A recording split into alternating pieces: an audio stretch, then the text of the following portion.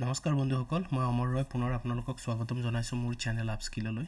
তো যেহেতু আপোনালোকে সবে গম পায় যে APDCL APSC AAৰ যোনটো টেণ্টেটিভ ডেট আছে, যোনটো এক্সেক্ট ডেট আছে, নট টেণ্টেটিভ, এইটো অলৰেডি APSC ৰিলিজ কৰিছে। কেইবাদিনমান আগতে ৰিলিজ কৰিছে। আৰু গতিকে সবে চাগে এক্সামৰ প্ৰিপেৰেশ্যনত অলৰেডি লাগি আছে। সবকে এই এক্সামৰ প্ৰচেছটোত হেল্প কৰাৰ কাৰণে মই কি কৰিছোঁ, মই কেইটামান মেৰাথন ভিডিঅ' শ্বুট কৰি আছোঁ, যোনটো মই অলৱেজ শ্বুট কৰোঁ। তো সেই মেৰাথন ভিডিঅ'টো 4টা মেৰাথন ভিডিঅ' হ'ব।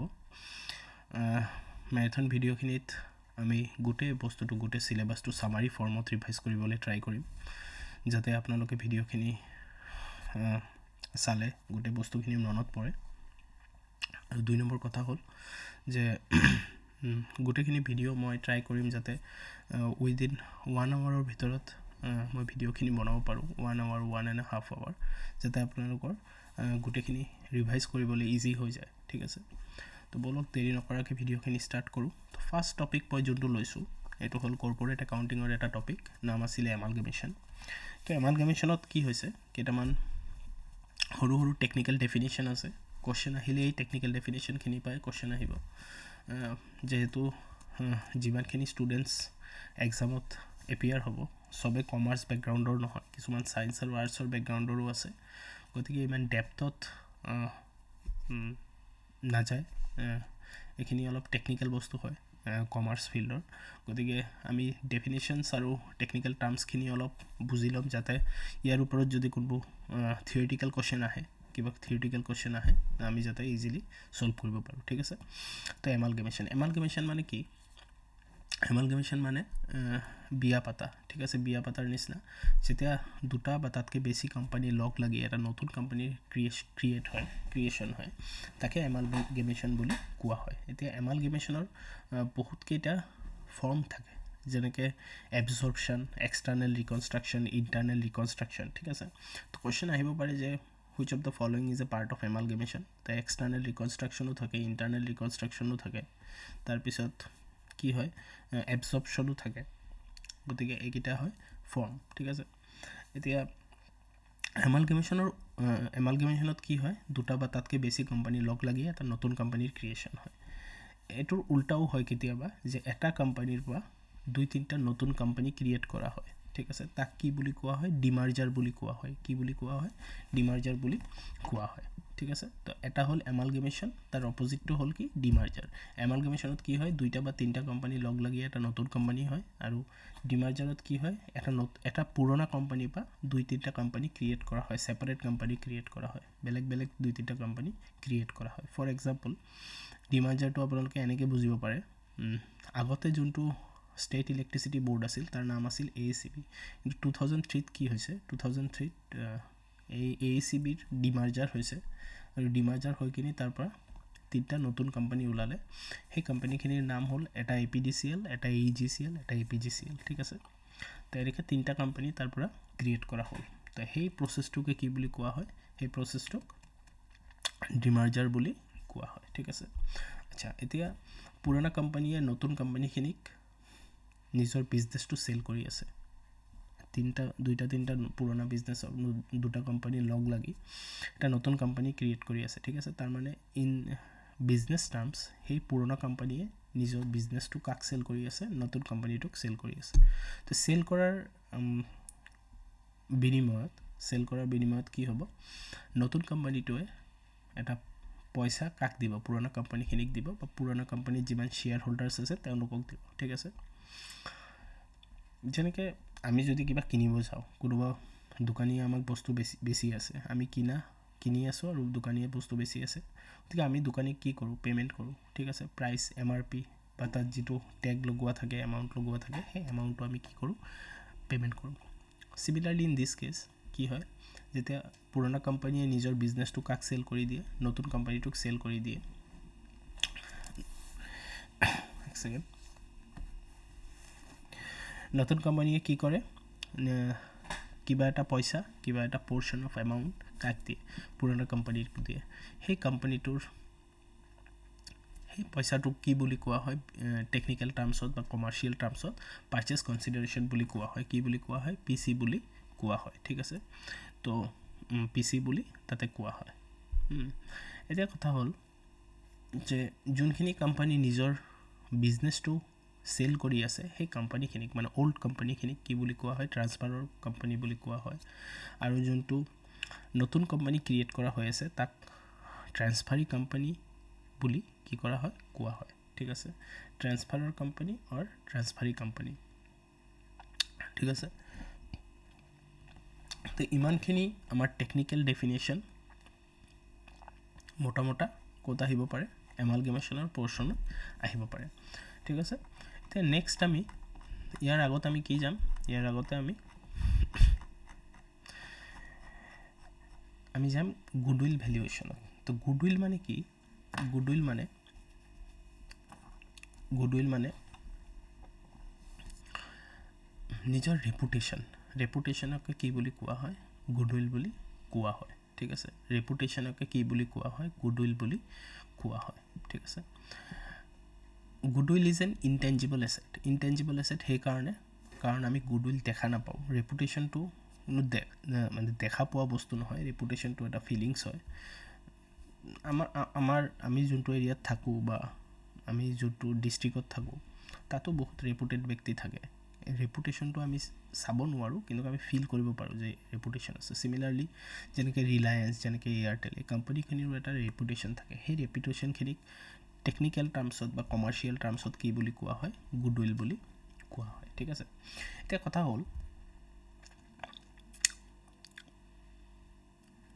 যেতিয়া ৰিলায়েন্সে বা এয়াৰটেল বা ডাঙৰ যিখিনি কোম্পানী থাকে তেওঁলোকে যেতিয়া এটা বেংকৰ পৰা লোন ল'ব যায় তেতিয়া এটা যেনেকৈ আমাৰ সিভিল স্কোৰ চেক কৰা হয় ফৰ আৱাৰ ৰেপুটেশন আমাৰ যদি সিভিল স্কোৰ কম থাকে তেনেহ'লে কি আমাৰ ৰেপুটেশন ভাল নহয় আমি বেংকত কি কৰা নাই আমি বেংকত পইচাখিনি ৰিফাণ্ড কৰা নাই আগৰ যিখিনি লোন লৈছিলোঁ তাৰ যিখিনি আমি পইচা দিব লগা আছিল সেই লোনখিনি আমি মানে কি কৰা নাই সেই ঋণখিনি আমি মাৰা নাই এতিয়ালৈকে বেংকত ঠিক আছে তো সেইটো কেনেকৈ উলিয়াই বেংকে আমাৰ সিভিল স্কোৰ চেক কৰি সিমিলাৰলি যেতিয়া কোনো কোম্পানীয়ে লোন ল'ব যায় কোম্পানীৰটো কোনো সিভিল স্কোৰ নাথাকে ঠিক আছে তো সেই কোম্পানীৰ কি চেক কৰা হয় গুডউইল চেক কৰা হয় আৰু এই গুডউইলটো ক্যালকুলেট কৰিব লাগে গুডউইল ভ্যালুৱাৰ থাকে ঠিক আছে গভৰ্নমেণ্টৰ সাৰ্টিফাইড গুডউইল ভ্যালুৱাৰ থাকে তেওঁলোকে কি কৰে গুডউইল ক্যালকুলেট কৰি দিয়ে যে ৰিলায়েন্সৰ গুডউইল কি ক্যালকুলেট কৰে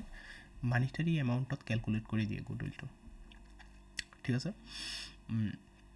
যেনেকৈ ৰিলায়েন্সৰ গুডউইল কিমান ৰিলায়েন্সৰ গুডউইল আমি ক'ব গ'লে 5,000 crore rupees তাৰ গুডউইল বা এয়াৰটেলৰ গুডউইল কিমান এনেকৈ ক্যালকুলেট কৰে আৰু সেই ক্যালকুলেশ্যন কৰাখিনি চাওক ক্যালকুলেট কিয় কৰে কাৰণ একাউণ্টেন্সিত ultimately everything is in terms of money everything is in terms of number ঠিক আছে আপুনি যিমান বস্তু কয় সেইটো চব কিহত আমি মেজাৰ কৰোঁ ইন একাউণ্টেন্সি আমি মেজাৰ কৰোঁ নাম্বাৰছত তো নাম্বাৰছ উলিয়াব হ'লে আমি এটা ফিগাৰ উলিয়াব লাগিব বা পইচা উলিয়াব লাগিব ফৰ এক্সাম্পল ৰিলায়েন্সৰ আমি গুডউইল ক্যালকুলেট কৰিলোঁ 5,000 crores তো আমি গম পালোঁ যে ইমান বেছি গুডউইল ইমান বেছি ৰেপুটেশন আছে ইহঁতৰ ঠিক আছে তেনেকৈ তো সেই গুডউইলখিনি ক্যালকুলেট কৰাৰ ফৰ্মুলা থাকে বা মেথডছ থাকে এই মেথডছখিনি এক্সাম পইণ্ট অফ ভিউ পৰা বহুত ইম্পৰ্টেণ্ট ঠিক আছে ইয়াত মেথডখিনি দিয়া হোৱা আছে মেথডখিনি কি হয় average profit method average profit মানে যে কিমান মানে এটা কোম্পানীয়ে কিমান প্ৰফিট কৰি আছে ঠিক আছে লাষ্ট 5 ইয়াৰৰ প্ৰফিট কিমান আছে সেই প্ৰফিটটোক এভাৰেজ কৰি দিলে যোনটো ওলাব ইনটু কিমান বছৰৰ সেই এভাৰেজ প্ৰফিটৰ ইনটু নাম্বাৰ অফ ইয়াৰ্ছ ঠিক আছে মাল্টিপ্লাই কৰি দিলে যি ওলাব তাক গুডউইল বুলি কোৱা হয় এইটো এটা মেথড এতিয়া সেই মেথডটো পাৰ্টিকুলাৰ কোম্পানী ভ্যালুৱাৰ এণ্ড বেংক এই তিনিজন মানুহৰ ওপৰত ডিপেণ্ড কৰে যে কোনটো মেথড ইউজ কৰি পেলাই কি কৰিব গুডউইল ক্যালকুলেট কৰিব কোনোবা বেংকে ক'ব পাৰে যে আপোনালোকে গোটেইখিনি মেথড ইউজ কৰক ইউজ কৰি গুডউইল ভ্যালু কৰক আৰু গুডউইলটো কিয় লাগে কাৰণ গুডউইল যিমান থাকিব বেংকে লোন দিবলৈ সুবিধা হ'ব সেই কোম্পানীটোৱে লোন ল'বলৈ বেংকৰ পৰা ফাইনেন্স উঠাবলৈ কি হ'ব সুবিধা হ'ব ঠিক আছে গতিকে এইটো এটা মেথড যে এভাৰেজ প্ৰফিট মেথড তাত কি কৰা হয় এভাৰেজ যোনটো প্ৰফিট আছে যোনটো বিজনেছে প্ৰফিট কৰিছে লাষ্ট 4 ইয়াৰ্ছ বা 5 ইয়াৰ্ছ তাৰ এভাৰেজ উলিয়াই তাক নাম্বাৰ অফ ইয়াৰ্ছ কিমান বছৰলৈকে তেওঁ কেলকুলেট কৰিছে সেই তাৰ লগত মাল্টিপ্লাই কৰিলে এটা ফৰ্মুলা আছে তাত কি ওলাব গুডউইল ভেলুটো ওলাই পৰিব এইটো এটা মেথড নেক্সট আছে ৱেইটেড এভাৰেজ প্ৰফিট মেথড ঠিক আছে ৱেইটেড এভাৰেজ মেথড প্ৰফিট মেথড মানে কি ৱেইটেড মানে হ'ল মানে ইনক্ৰিজিং টু ডিক্ৰিজিং অৰ্ডাৰ মানে বেছি প্ৰফিটৰ পৰা কম প্ৰফিট বা কম প্ৰফিটৰ পৰা বেছি প্ৰফিটলৈ এটা ৱেইট এছাইন কৰা হয় আৰু তাৰ ওপৰত এভাৰেজটো কেলকুলেট কৰা হয় ঠিক আছে তো এইটো হ'ল ৱেইটেড এভাৰেজ প্ৰফিট মেথড আৰু এটা আছে ছুপাৰ প্ৰফিট মেথড ঠিক আছে ছুপাৰ প্ৰফিট মানে future maintainable profit minus normal return তাক কি বুলি কোৱা হয় ছুপাৰ প্ৰফিট মেথড ঠিক আছে এই ফৰ্মুলাৰ প্ৰেক্টিকেল কুৱেশ্যনো আহিব পাৰে মনত ৰাখিব গতিকে এই ফৰ্মুলাটো আপোনালোকে জানি লোৱা ভাল একবাৰ এক্সামৰ আগত এই ফৰ্মুলাখিনি চাই ল'ব ঠিক আছে নেক্সট হ'ল এনুইটি মেথড কেপিটেলাইজেশ্যন মেথড তেনেকৈ সেইখিনি মেথড আছে ঠিক আছে ইয়াত কিছুমান এক্সাম্পল দিয়া আছে ৱেইটেড এভাৰেজ প্ৰফিট কেনেকৈ কেলকুলেট কৰে বা ছুপাৰ প্ৰফিট কেনেকৈ কেলকুলেট কৰে ঠিক আছে তেনেকৈ ইন্ট্ৰিনছিক ভেলু মেথড বা নেট এছেট মেথড তেনেকৈ বহুতখিনি মেথড থাকে সেই মেথডখিনি ইয়েল্ড মেথড সেই মেথডখিনি আপোনালোকে এক্সামৰ আগত একবাৰ চাই ল'ব আৰু ফৰ্মুলাটো পাৰিলে অলপ মনত পেলাই ল'ব যাতে প্ৰেক্টিকেল কুৱেশ্যন আহিলে তাৰ ওপৰত আমি কি কৰিব পাৰোঁ কুৱেশ্যনৰ এনচাৰটো উলিয়াব পাৰোঁ ঠিক আছে গ'ল সেইটো হ'ল গুডউইল নেক্সট হ'ল ইয়াত আৰু এটা পৰ্শ্যন আছে ইয়াত এটা ফাইনেন্সিয়েল ষ্টেটমেণ্টছ দিয়া আছে ফাইনেন্সিয়েল ষ্টেটমেণ্টছটো কি হৈছে ইয়াত এটা বস্তু দিয়া আছে যিবিলাক কোম্পানীয়ে একাউণ্টিং ষ্টেণ্ডাৰ্ড ফ'ল' কৰে এতিয়া কোম্পানীৰ বেচিকেলি কোম্পানী দুই টাইপৰ থাকে দুই টাইপৰ মানে লাৰ্জ কোম্পানী আৰু স্মল কোম্পানী তেনেকুৱা দুই টাইপৰ থাকে in terms of application of accounting standards ঠিক আছে তো একাউণ্টিং ষ্টেণ্ডাৰ্ড ইণ্ডিয়াত বৰ্তমান 2 sets অফ একাউণ্টিং ষ্টেণ্ডাৰ্ড আছে এটা হ'ল চিম্পল একাউণ্টিং ষ্টেণ্ডাৰ্ড আৰু এটা হ'ল accounting standard Indian accounting standard IND-AS বুলি কোৱা হয় ঠিক আছে যোনখিনি কোম্পানীয়ে অনলি একাউণ্টিং ষ্টেণ্ডাৰ্ড ফ'ল' কৰিব তেওঁলোকৰ কাৰণে Schedule 3 Division 1 ফৰ্মেটটো ফ'ল' কৰিব লাগিব ঠিক আছে মনত ৰাখিব যোনখিনি কোম্পানীয়ে অনলি একাউণ্টিং ষ্টেণ্ডাৰ্ড ফ'ল' কৰাৰ কাৰণে এলিজিবল তেওঁলোকে কোনখন ফাইনেন্সিয়েল ষ্টেটমেণ্টছ ইউজ কৰিব Schedule 3 Division 1 আৰু যোনখিনি কোম্পানী IND-AS এপ্লাই কৰাৰ কাৰণে এলিজিবল তেওঁলোকে Schedule 3 Division 2 সেই বস্তুটো এপ্লাই কৰি নিজৰ ফাইনেন্সিয়েল ষ্টেটমেণ্টছটো বনাব এতিয়া সেই ফাইনেন্সিয়েল ষ্টেটমেণ্টছটো ইয়াত ফৰ্মেট দিয়া আছে Schedule 3 Division 2 ফৰ্মেট দিয়া আছে এই ফৰ্মেটটো কিয় দিয়া হৈছে ইয়াত কিছুমান কথা আছে ঠিক আছে কোৱেশ্চন আহিব পাৰে যে ইনভেষ্টমেণ্ট ট্ৰেড ৰিচিভেবলছ ঠিক আছে ইনভেষ্টমেণ্ট ট্ৰেড ৰিচিভেবলছ এণ্ড লোনছ ঠিক আছে কোনটো হেডৰ আণ্ডাৰত ফাইনেন্সিয়েল ষ্টেটমেণ্টত শ্ব' কৰা হয় কোনটো হেডৰ আণ্ডাৰত কি কৰা হয় শ্ব' কৰা হয় তো ইয়াত চাওক আপুনি নন কাৰেণ্ট এছেট বুলি আছে তাত ফাইনেন্সিয়েল এছেট আছে এই ফাইনেন্সিয়েল এছেট হেডৰ আণ্ডাৰত সেই গোটেইখিনি বস্তু শ্ব' কৰা হয় ঠিক আছে এইটো কোৱেশ্চন আহিব পাৰে সিমিলাৰলি আৰু এটা বস্তু আছে আপোনালোকে যদি ইয়াত লাইবিলিটি সাইডত যায় এক সেকেন্ড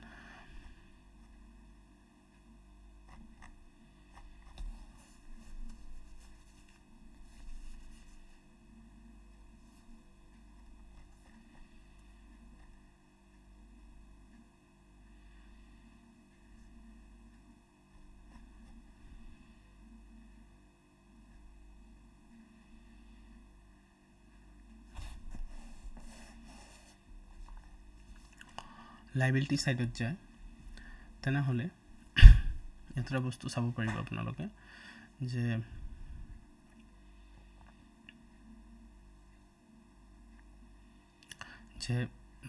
borrowings কোনটো হেডৰ আণ্ডাৰত ফাইনেন্সিয়েল ষ্টেটমেণ্টত শ্ব' কৰা হয়, এইটো হ'ল ফাইনেন্সিয়েল লাইবিলিটি।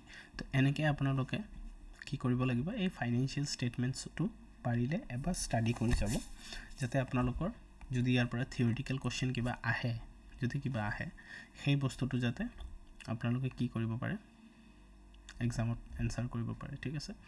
তো ইয়াত আৰু এটা বস্তু আছে যে বায়'লজিকেল এছেটছ কোনটো হেডৰ আণ্ডাৰত আহে, এইটো হ'ল নন কাৰেণ্ট এছেট, ঠিক আছে। এনেকৈ কেইটামান বস্তু,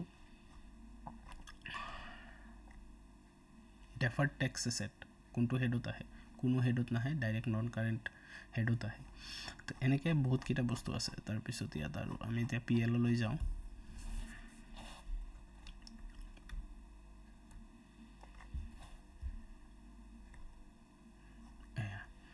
এই যে মানি ৰিচিভড এগেইনষ্ট শ্বেয়াৰ ৱাৰেণ্ট, এইটো কোনটো হেডৰ আণ্ডাৰত আহে, সেইটো শ্বেয়াৰ কেপিটেল হেডৰ আণ্ডাৰত আহে, ঠিক আছে। তাৰপিছত কেপিটেল ৱৰ্ক ইন প্ৰগ্ৰেছ কোনটো হেডৰ আণ্ডাৰত আহে, কেপিটেল ৱৰ্ক ইন প্ৰগ্ৰেছ কোনটো হেডৰ আণ্ডাৰত আহে, নন কাৰেণ্ট এছেটৰ আণ্ডাৰত আহে। ইনটেঞ্জিবল এছেট ক'ত আহে, নন কাৰেণ্ট আণ্ডাৰ, যেনেকৈ ইনটেঞ্জিবল এছেট, ঠিক আছে। টেঞ্জিবল এছেট, ইনটেঞ্জিবল এছেট, মই অলপ আগত কৈছিলোঁ গুডউইল, যদি আমি গুডউইল শ্ব' কৰিব লাগে, গুডউইল ইজ এন ইনটেঞ্জিবল এছেট। তো ইনটেঞ্জিবল এছেট হ'লে ক'ত আহিব, ইনটেঞ্জিবল এছেট হ'লে নন কাৰেণ্ট এছেটত আহিব, ঠিক আছে। তো এইখিনি বস্তু আপোনালোকে এক্সামত আহিব পাৰে, থিয়ৰিটিকেল কুৱেশ্যন 1-2 মাৰ্কৰ আহিব পাৰে, জাষ্ট টু চেক যে আপোনালোকৰ ফাইনেন্সিয়েল ষ্টেটমেণ্ট বুলি বস্তুটো বুজি পায় নে নাপায়, সেই বস্তুটো চেক কৰাৰ কাৰণে দিব পাৰে, ঠিক আছে। বেছি নাহে ইয়াৰ পৰা, কাৰণ এইটো বহুত টেকনিকেল বস্তু, এইটোৰ পৰা বেছি নাহে, জাষ্ট 1-2 মাৰ্কৰ। মই পেটাৰ্ণটো কৈ দিছোঁ, আপোনালোকে পঢ়াটো তেনেকৈ পঢ়িব, ঠিক আছে।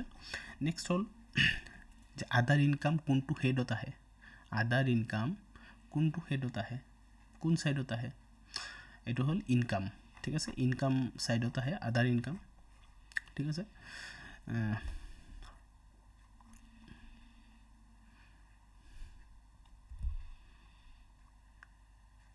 তাৰপিছত ইকুইটি শ্বেয়াৰ, আৰ্নিং পাৰ শ্বেয়াৰ, আৰ্নিং পাৰ শ্বেয়াৰ কিমান টাইপৰ, 2 টাইপৰ, ইয়াত চাওক, এটা হ'ল বেচিক, এটা হ'ল ডাইলুটেড।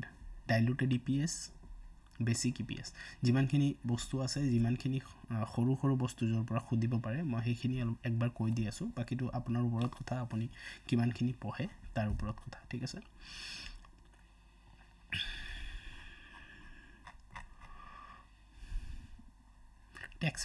টেক্স এক্সপেন্স কিমান টাইপৰ, সেই কুৱেশ্যনটো দিব পাৰে। টেক্স এক্সপেন্স 2 টাইপৰ আছে, এটা হ'ল কাৰেণ্ট টেক্স, এটা হ'ল ডেফাৰ্ড টেক্স, ঠিক আছে। Current tax and deferred tax. তো আমি কি চালোঁ যে EPS কিমান টাইপৰ, 2 টাইপৰ, basic and diluted. Tax expense কিমান টাইপৰ, 2 টাইপৰ, current tax and deferred tax, ঠিক আছে। নেক্সট হ'ল আদাৰ ইনকাম কোনটো ছাইডত আহে, ইনকাম ছাইডত আহে, আপোনালোকে মনত ৰাখিব, ঠিক আছে। আচ্ছা, নেক্সট হ'ল এমপ্লয়ী চেলাৰী। এমপ্লয়ী চেলাৰী আমি কোনটো হেডত দিম, এমপ্লয়ী চেলাৰী আমি কোনটো হেডত শ্ব' কৰিম, এমপ্লয়ী বেনিফিট এক্সপেন্সেছত আমি শ্ব' কৰিম, ঠিক আছে। নেক্সট হ'ল যে কেপিটেল ৱৰ্ক ইন প্ৰগ্ৰেছ কোনটো হেডত আহে, নন কাৰেণ্ট এছেট হেডত আহে। ইনটেঞ্জিবল এছেট কোনটো হেডত আহে, নন কাৰেণ্ট এছেট হেডত আহে, ঠিক আছে, মনত থাকিব। নেক্সট হ'ল মানি ৰিচিভড এগেইনষ্ট শ্বেয়াৰ ৱাৰেণ্ট, ঠিক আছে, এইটো কোনটো হেডত আহে, শ্বেয়াৰ হোল্ডাৰ ফাণ্ড হেডত আহে, ঠিক আছে। Share application money pending for allotment, it is a separate head, মনত ৰাখিব। শ্বেয়াৰ ফাণ্ডত নাহে, শ্বেয়াৰ হোল্ডাৰ ফাণ্ডত নাহে, এইটো ছেপাৰেট হেড হয়, এইটো ছেপাৰেটলি আহিব, ঠিক আছে। ছেপাৰেট হেড চাওক ইয়াত দিয়া আছে, ঠিক আছে। তো ইমানখিনি বস্তু মই কৈ দিলোঁ, বাকী আপোনালোকে যদি আৰু বেছি তাতকৈ পঢ়িব বিচাৰে পঢ়ি ল'ব, কোনো কথা নাই, ঠিক আছে। ইনভেষ্টমেণ্ট ট্ৰেড ৰিচিভেবল, এইখিনি কি হয়, কাৰেণ্ট ফাইনেন্সিয়েল এছেট, ঠিক আছে, ফাইনেন্সিয়েল এছেটৰ আণ্ডাৰত আহে। তো এইটো আছিল, আৰু তাৰ ওপৰত আমি কি পঢ়িছিলোঁ, যোনখিনি কোম্পানীয়ে AS এপ্লাই কৰাৰ কাৰণে এলিজিবল, তেওঁলোকে কোনটো ফাইনেন্সিয়েল ষ্টেটমেণ্টৰ ফৰ্মেট ফ'ল' কৰিব, Schedule 3 Division 1, আৰু যোনে ইণ্ড AS এপ্লাই কৰাৰ কাৰণে এলিজিবল, তেওঁলোকে কোনটো ফৰ্মেট এপ্লাই কৰিব, সেইটো হ'ল Schedule 3 Division 2। তো এই পৰ্শ্যনটোত ইমানখিনি আছিল। পৰ্শ্যনটোত আমি মেইনলি চালোঁ যে ফাইনেন্সিয়েল ষ্টেটমেণ্টছৰ কিছুমান আইটেম ক'ত আহে, কোনে ইণ্ড AS ফ'ল' কৰা বা AS ফ'ল' কৰা, কি ফাইনেন্সিয়েল ষ্টেটমেণ্টৰ ফৰ্মেট ফ'ল' কৰিব, ঠিক আছে, কোম্পানীসকলে। তাৰপিছত 3 নম্বৰ চালোঁ আমি গুডউইল ক্যালকুলেট কৰাৰ কিমানখিনি মেথডছ আছে এটা হ'ল average profit method weighted average profit method super profit method capitalisation method intrinsic value আৰু নেট এসেট মেথড ঠিক আছে সেইখিনি ক্যালকুলেশ্যন কৰাৰ ফৰ্মুলাখিনি তাত দিয়া আছে আপোনালোকে চাই ল'ব পাৰে ঠিক আছে এনুইটি মেথড ঠিক আছে তাৰপিছত আপোনাৰ fair value method fair value একোৱে নহয় ইন্ট্ৰিনসিক ভ্যালু আৰু ইল্ড ভ্যালুৰ ঠিক আছে আপোনাৰ এভাৰেজ ঠিক আছে তেনেকৈ গুডউইল কোনটো সিচুৱেশ্যনত কিছুমান কিমানখিনি সিচুৱেশ্যনত গুডউইল বেসিক্যালি ক্যালকুলেট কৰা হয় ইয়াত তিনিটা সিচুৱেশ্যন মই দি দিছোঁ যেতিয়া এমালগেমেশ্যন কৰা হয় তেতিয়া গুডউইল ক্যালকুলেট কৰা হয় যেতিয়া এটা কোম্পানীয়ে আৰু এটা কোম্পানীক টেক ওভাৰ কৰে ঠিক আছে টেক ওভাৰ মানে মাৰ্জাৰ বুলিয়ে কয় মানে আপোনাৰ এটা কোম্পানীয়ে আৰু এটা কোম্পানীক লৈ আছে ঠিক আছে এক্সটাৰ্নাল ৰিকনষ্ট্ৰাকচন মানে এক্সটাৰ্নালি বেলেগ এটা কোম্পানীক লৈ আছে তেতিয়া গুডউইল ক্যালকুলেট কৰা হয় গুডউইল ক্যালকুলেট কৰি চোৱা হয় যে মই যোনটো কোম্পানীক লৈ আছোঁ সেই কোম্পানীটোৰ ৰেপুটেশ্যন কেনেকা মাৰ্কেটত কিমান ভ্যালুত চাব পাৰোঁ ঠিক আছে সেই ৰেপুটেশ্যনৰ ওপৰত তাক পইচা দিয়া হ'ব ঠিক আছে নেক্সট হ'ল যেতিয়া পাৰ্টনাৰশ্বিপ বিজনেছত যেতিয়া এটা নতুন পাৰ্টনাৰ এডমিট কৰা হয় তেতিয়া গুডউইল ক্যালকুলেট কৰা হয় ঠিক আছে তো তেনেকা টাইপৰ কিছুমান মানে সিচুৱেশ্যনত ফাইনেন্স যেতিয়া বেংকত ফাইনেন্সৰ কাৰণে যোৱা হয় কোম্পানী যদি কোনো কোম্পানীয়ে বেংকক ফাইনেন্সৰ কাৰণে এপ্ৰোচ কৰে তেতিয়াও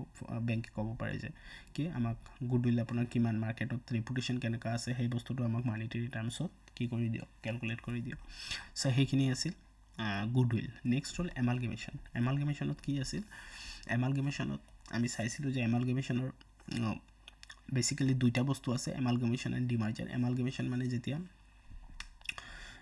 দুইটা বা তিনিটা কোম্পানী লগ লাগি এটা নতুন কোম্পানী ক্ৰিয়েট কৰা হয় তাক কি বুলি কোৱা হয় এমালগেমেশ্যন বুলি কোৱা হয় ঠিক আছে আৰু ডিমাৰ্জাৰ কি যেতিয়া এটা কোম্পানীৰ পৰা দুই তিনিটা নতুন কোম্পানী ক্ৰিয়েট কৰা হয় তাক ডিমাৰ্জাৰ বুলি কোৱা হয় ঠিক আছে এমালগেমেশ্যনৰ যোনটো কোম্পানী পুৰণা কোম্পানী আছিল যাৰ পৰা নতুন কোম্পানী আহি আছে যোনে নতুন কোম্পানীক নিজৰ বিজনেছটো দি আছে সেই কোম্পানীখিনিক কি বুলি কোৱা হয় ট্ৰান্সফাৰৰ কোম্পানী আৰু পুৰণা নতুন কোম্পানীটোক কি বুলি কোৱা হয় ট্ৰান্সফাৰী কোম্পানী যাক দি আছোঁ আমি সেইটো ট্ৰান্সফাৰী কোম্পানী আৰু ট্ৰান্সফাৰী কোম্পানীয়ে ট্ৰান্সফাৰৰ কোম্পানীক বিজনেছটো ট্ৰান্সফাৰ কৰাৰ কাৰণে যিটো পইচা দিয়ে তাক কি বুলি কোৱা হয় পাৰ্চেজ কনচিডাৰেশ্যন বুলি কোৱা হয় ঠিক আছে নেক্সট হ'ল এমালগেমেশ্যনৰ বহুতকেইটা পাৰ্ট থাকে যেনেকৈ হ'ল external reconstruction internal reconstruction absorption take over ঠিক আছে মাৰ্জাৰ তেনেকৈ মাৰ্জাৰ টেক অভাৰ এনেকৈ বহুতকেইটা ফৰ্ম থাকে ঠিক আছে তো এইখিনি আছিল এই পোৰ্চনটো হ'ল নেক্সট আমি চাম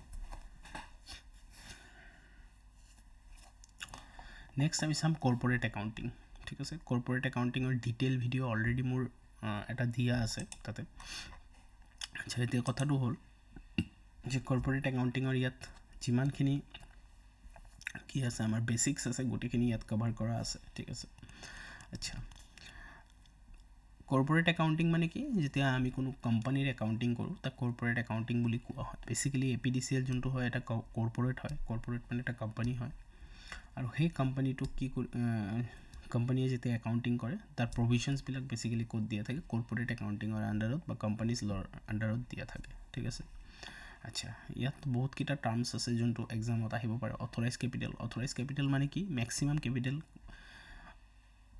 এটা কোম্পানী চলিব হ'লে কি লাগে কেপিটেল লাগে পইচা লাগে আৰু সেই পইচাখিনি কোম্পানীয়ে কেনেকৈ ৰেইজ কৰে কিছুমান পাব্লিক লিমিটেড কোম্পানী থাকে কিছুমান প্ৰাইভেট লিমিটেড কোম্পানী থাকে ঠিক আছে Assam power distribution company limited it is A public limited company যদি বিচাৰে APDCL শ্বেয়াৰ্ছ ইছ্যু কৰিব পাৰে মাৰ্কেটত because it is A public company ঠিক আছে প্ৰাইভেট কোম্পানীও পাৰে শ্বেয়াৰ্ছ ইছ্যু কৰিবলৈ বাট পাব্লিক কোম্পানীয়ে বেছিকৈ কৰে জেনেৰেলি ঠিক আছে শ্বেয়াৰ্ছ ইছ্যু কৰে। যিমান আপুনি ডাঙৰ ডাঙৰ কোম্পানী চাব, যেনেকৈ Reliance limited, Jio' limited, Airtel, Bharti India limited, গোটেইখিনি কি হয়? পাব্লিক কোম্পানী হয়। তো সেই শ্বেয়াৰটো যে ইছ্যু কৰিব, সেই শ্বেয়াৰ ইছ্যু কৰাৰ শ্বেয়াৰ্ছৰ কিছুমান বাৰ থাকে। আমি শ্বেয়াৰ্ছত আপোনালোকে বহুতে শ্বেয়াৰ্ছত ট্ৰেডিঙো কৰে। তো শ্বেয়াৰ ইছ্যু কৰাৰ আমি যদি চাওঁ, শ্বেয়াৰ ইছ্যু কৰাৰ দুই টাইপত বেচিকেলি ইছ্যু কৰা হয়, ঠিক আছে। প্ৰথমত মই তাতে নাহোঁ, শ্বেয়াৰ দুই টাইপত ইছ্যু কৰা হয়। এটা হ'ল IPO। IPO কাক কয়? যেতিয়া এটা কোম্পানীয়ে নতুনকৈ শ্বেয়াৰ্ছ ইছ্যু কৰে, নতুনকৈ first time IPO, initial public offer, ঠিক আছে, ফাৰ্ষ্ট টাইম ইছ্যু কৰিছে। যেনেকৈ ৰিচেণ্টলি মামা আৰ্থে শ্বেয়াৰ ইছ্যু কৰিছিল চাগে, আৰু কোনোবা কোম্পানীয়ে কৰিছিল, একদম ৰিচেণ্টলি কৰিছিল, ঠিক আছে। ফাৰ্দাৰ পাব্লিক ইছ্যু মানে প্ৰথমবাৰ কৰাৰ পিছত আৰু নতুনকৈ শ্বেয়াৰ ইছ্যু কৰিব পাৰে, ঠিক আছে। এতিয়া কথা হ'ল, আমি যোনখিনি শ্বেয়াৰ গ্ৰ' এপৰ থ্ৰুত কিনো বা বেচোঁ, চবেই কৰে এইটো শ্বেয়াৰ্ছৰ, সেইখিনি একচুৱেলি IPO হৈ যোৱাৰ পিছত, ঠিক আছে, IPO হৈ যোৱাৰ পিছত মানে ইনিচিয়েল পাব্লিক অফাৰ কৰাৰ পিছত যোনখিনি বস্তু মাৰ্কেটত চাৰ্কুলেট হৈ থাকে বা ঘূৰি থাকে, যোনখিনি শ্বেয়াৰ্ছ, সেইখিনিহে আমি কিনা বেচা কৰোঁ। আমি নতুন শ্বেয়াৰ নিকিনো, ঠিক আছে। নতুন শ্বেয়াৰ কোম্পানীয়ে পটককৈ ইছ্যু নকৰে, কাৰণ যেতিয়া কোম্পানীয়ে নতুন শ্বেয়াৰ ইছ্যু কৰে, তেতিয়া কি হয়, নিজৰ যোনটো প্ৰফিটৰ পৰ্চন থাকে, প্ৰফিটৰ হিস্সা থাকে, সেই প্ৰফিটটো ডাইলুট হৈ যায়, মানে ভগাবলগীয়া হৈ যায়, ঠিক আছে। গতিকে পটককৈ কোম্পানীয়ে ইছ্যু নকৰে শ্বেয়াৰ্ছ, ঠিক আছে। আচ্ছা, এতিয়া কথা হ'ল যে শ্বেয়াৰ্ছ যে ইছ্যু কৰিব, তাত কিছুমান লিমিটেশ্যনছ থাকে, যে আমি কিমানখিনি শ্বেয়াৰ্ছ ইছ্যু কৰিব পাৰিম। সেবি থাকে, সেবিৰ ফুল ফৰ্ম হ'ল Securities Exchange Board of India, SEBI, ঠিক আছে। Securities Exchange Board of India full form আহিব পালে, সেবিৰ ফুল ফৰ্ম কি? Securities Exchange Board of India. সেবিৰ ৰেগুলেশ্যন থাকে, লোডাৰ ৰেগুলেশ্যন থাকে, LODR, লিষ্টিং এণ্ড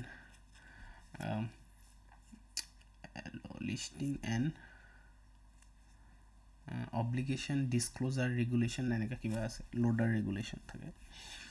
তো সেই যিমানখিনি ৰেগুলেশ্যনছ আছে, সেই ৰেগুলেশ্যনখিনি ফ'ল' কৰিহে শ্বেয়াৰ ইছ্যু কৰিব পাৰে, ঠিক আছে। এতিয়া এটা কোম্পানীজ এক্ট ফ'ল' কৰিব লাগিব। আমি ইয়াত যোনখিনি বস্তু পঢ়ি আছোঁ, সেইটো কোম্পানীজ এক্টৰে সৰু এটা পাৰ্ট আমি পঢ়ি আছোঁ, গোটেই কোম্পানীজ এক্ট পঢ়া নাই, ঠিক আছে। এতিয়া কথা হ'ল যে শ্বেয়াৰ যেতিয়া ইছ্যু কৰিব, তাত কোম্পানীয়ে শ্বেয়াৰ ইছ্যু কৰাৰ আগত কিছুমান ডিক্লেৰেশ্যন দিব লাগে, যে আমি মেক্সিমাম কিমান শ্বেয়াৰ ইছ্যু কৰিম, ঠিক আছে। আমি মেক্সিমাম কি কৰিম, কিমান শ্বেয়াৰ আমি মেক্সিমাম ইছ্যু কৰিম মাৰ্কেটত। ছাপ'জ মই 10 লাখ ইছ্যু কৰিম, সেই মেক্সিমাম শ্বেয়াৰটো কি বুলি কোৱা হয়? অথৰাইজড কেপিটেল বুলি কোৱা হয়। সেই ডিক্লেৰেশ্যনটো কোনে দিব? কোম্পানীয়ে দিব। কাক দিব? সেবিক দিব। গভৰ্ণমেণ্ট অফ ইণ্ডিয়াৰ ROC বুলি এটা আছে, ৰেজিষ্টাৰ অফ কোম্পানীজ বুলি এটা ডিপাৰ্টমেণ্ট আছে, ROC, সেই ROCত দিব, ঠিক আছে। MCAক দিব, মিনিষ্ট্ৰী অফ কৰ্পৰেট এফেয়াৰ্ছ, এনেকৈ ফৰ্মছ থাকে, ফৰ্মছত লিখি দিয়ে যে আমি মেক্সিমাম 10 লাখ শ্বেয়াৰ্ছ ইছ্যু কৰিম, ৰিভাইজো কৰি থাকে। আচ্ছা, এতিয়া সেই 10 লাখ কোম্পানীটোৱে একেলগতো ইছ্যু কৰিব পাৰে বা টাইম টু টাইমো ইছ্যু কৰিব পাৰে। যদি কোম্পানীটোৱে 1 লাখ একেলগত ইছ্যু কৰে, যে একেলগত 10 লাখ উলিয়াই দিলে শ্বেয়াৰ্ছ, তেতিয়া আৰু সেই কোম্পানীটোৱে ফাৰ্দাৰ পাব্লিক অফাৰ কৰিব নোৱাৰে, বা ফাৰ্দাৰ পাব্লিক অফাৰ কৰিব হ'লে সি আকৌ সেবিৰ পৰা পাৰ্মিশ্যন ল'ব লাগিব, যে মই মেক্সিমাম শ্বেয়াৰৰ ৰেঞ্জটো বঢ়াব বিচাৰিছোঁ, ঠিক আছে। তো সেই মেক্সিমাম লিমিটটোক কি বুলি কোৱা হয়? অথৰাইজড কেপিটেল বুলি কোৱা হয়। আৰু সেই যে ইনিচিয়েল পাব্লিক অফাৰ কৰিলে বা FPO কৰিলে, তাক কি বুলি কোৱা হয়? ইছ্যুড শ্বেয়াৰ কেপিটেল কোৱা হয়। মানে পাব্লিকক কিমান ইছ্যু কৰিছে, সেই অথৰাইজডৰ পৰা পাব্লিকক কিমান কৰিছে, ঠিক আছে। আচ্ছা, মই এতিয়া 10 লাখৰ ভিতৰত কোনোবাই কোম্পানীয়ে 8 লাখ শ্বেয়াৰ্ছ মাৰ্কেটত ইছ্যু কৰিছে, হ'ব পাৰে 8 লাখো চেল হৈ যাব পাৰে, বা 8 লাখতকৈ কমো চেল হ'ব পাৰে, 6 লাখ। যদি 6 লাখ চেল হৈছে, সেই 6 লাখ শ্বেয়াৰ্ছ যোনে কিনিছে, সেই 6 লাখক কি বুলি কোৱা হ'ব? ছাবস্ক্ৰাইবড শ্বেয়াৰ কেপিটেল। আৰু বাকী যোনটো 2 লাখ থাকি গ'ল 8 লাখৰ পৰা 6 লাখ কিনিলে 2 লাখ থাকি গ'ল তাক ক'ব আনসাবস্ক্ৰাইবড শ্বেয়াৰ কেপিটেল ঠিক আছে তো ইয়াত আমি চাইছোঁ authorised capital issued capital subscribe capital আৰু আনসাবস্ক্ৰাইব এতিয়া যেতিয়া কোনো শ্বেয়াৰ হোল্ডাৰছে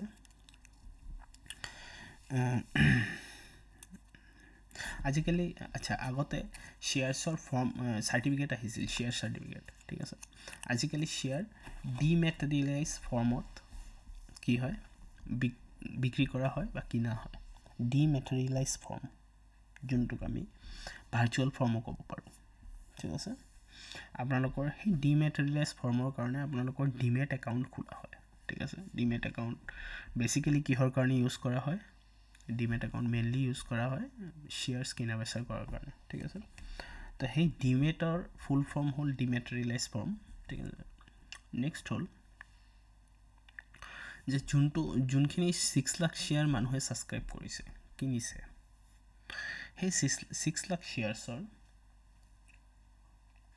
দাম ধৰক এটা শ্বেয়াৰৰ দাম ধৰক 100 টকাকৈ তো 6 লাখ শ্বেয়াৰ্ছৰ দাম কিমান হ'ব 6 crore rupees এতিয়া কোম্পানীয়ে সেইটোও ক'ব পাৰে যে আপুনি 100 টকা একেবাৰে দিব নালাগে ফাৰ্ষ্টত 50 টকা দিব তাৰপিছত 25 টকা তাৰপিছত 25 টকা এনেকৈ দিব সেইটো শ্বেয়াৰ যোনে কিনিছে তেওঁলোকক যোনটো ফৰ্ম থাকে বা চাৰ্টিফিকেট থাকে বা ডকুমেণ্টাৰী যিখিনি প্ৰচিজাৰ হয় তাত লিখা থাকে ঠিক আছে তো সেই যে 50 টকা দিব ক'লে 25 টকা দিব ক'লে বা 25 টকা দিব ক'লে তাক কি কোৱা হয় কল মানি বুলি কোৱা হয় কল মানি ঠিক আছে ইয়াত সেইকাৰণে দিছে ছাবস্ক্ৰাইবড এণ্ড ফুল্লি পেড মানে গোটেইখিনি পইচা দি দিছে নট ফুল্লি পেড মানে ইয়াক কল কৰিছে ফুল্লি পেড কৰা নাই এতিয়ালৈকে কল কৰিছে যে 50 টকা দিয়ক 25 টকা পিছত দিব তাৰপিছত আকৌ 25 টকা দিব ঠিক আছে তো তাক কি কোৱা হয় কল এমাউণ্ট বুলি কোৱা হয় ঠিক আছে যিমানখিনি ছাপ'জ 100 টকাৰ ভিতৰত 50 টকা পাই গৈছে তাক কি বুলি কোৱা হয় পেইড এমাউণ্ট কিমানখিনি পেইড কৰিছে ঠিক আছে শ্বেয়াৰৰ যে দাম 100 টকা তাক কি বুলি কোৱা হয় নমিনেল ভেলু মনত ৰাখিব নমিনেল ভেলু ঠিক আছে কি বুলি কোৱা হয় নমিনেল ভেলু আৰু যেতিয়া সেই শ্বেয়াৰছটো ট্ৰেড হৈ থাকে আৰু কোম্পানীয়ে কি কৰে সেইটো কিনা বেচা কৰি থাকে বেলেগে আফটাৰ ইনিচিয়েল পাব্লিক অফাৰ IPOৰ পিছত যেতিয়া কিনা বেচা হৈ থাকে ট্ৰেড হৈ থাকে যেতিয়া যেনেকৈ কোম্পানীৰ প্ৰফিট আৰু ৰেপুটেশ্যন বাঢ়ি থাকে সেই শ্বেয়াৰ্ছৰ দামটো কি হয় বাঢ়ি থাকে ঠিক আছে এতিয়া ছাপ'জ শ্বেয়াৰ্ছৰ দাম 100 টকাৰ পৰা 1 বছৰৰ ভিতৰত 200 টকা হৈ গ'ল তো আমি গ্ৰ' এপ খুলিলে সেইটো 200 টকাহে দেখা পাম 100 টকা দেখা নাপাওঁ তাৰমানে তাৰ ফেচ ভেলু বা নমিনেল ভেলু কিমান 100 টকা আৰু মাৰ্কেট ভেলু কিমান 200 টকা ঠিক আছে তো সেইটো হ'ল শ্বেয়াৰ ফেচ ভেলু বা নমিনেল ভেলু ঠিক আছে এতিয়া এনেকুৱাও হ'ব পাৰে যে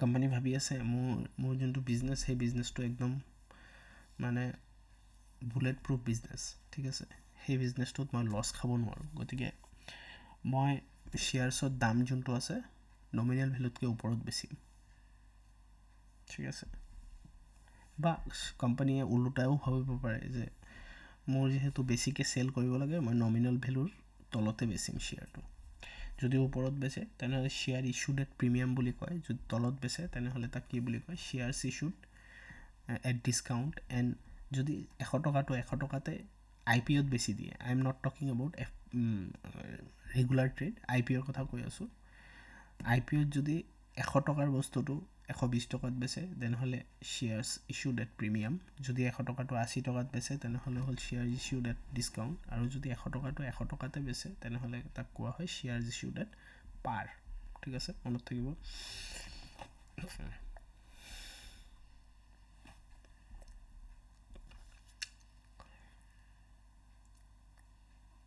শ্বেয়াৰ বহুত টাইপৰ থাকে এটা হ'ল ইকুইটি শ্বেয়াৰত বেচিকেলি কি হয় তাত কোনো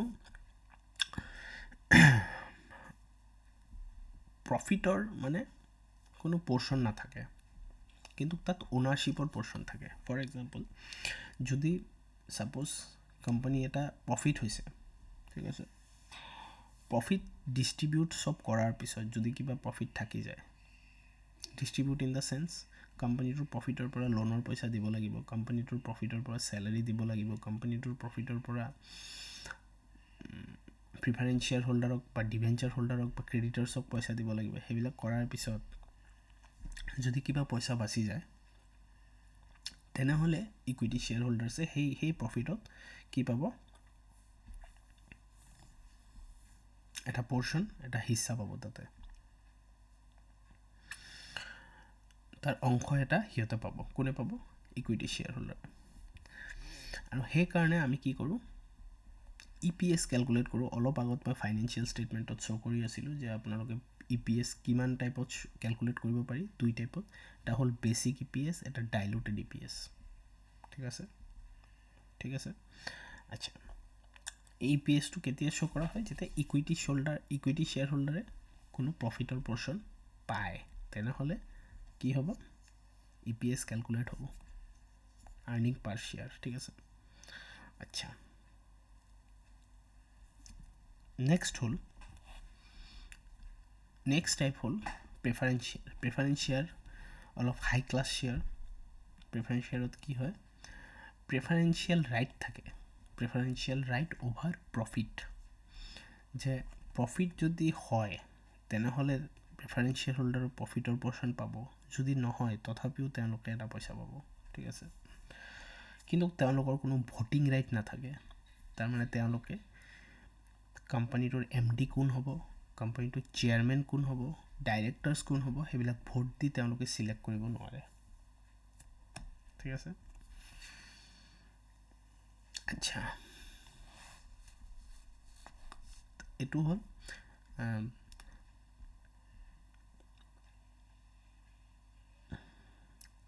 প্ৰেফাৰেঞ্চ শ্বেয়াৰ। নেক্সট হ'ল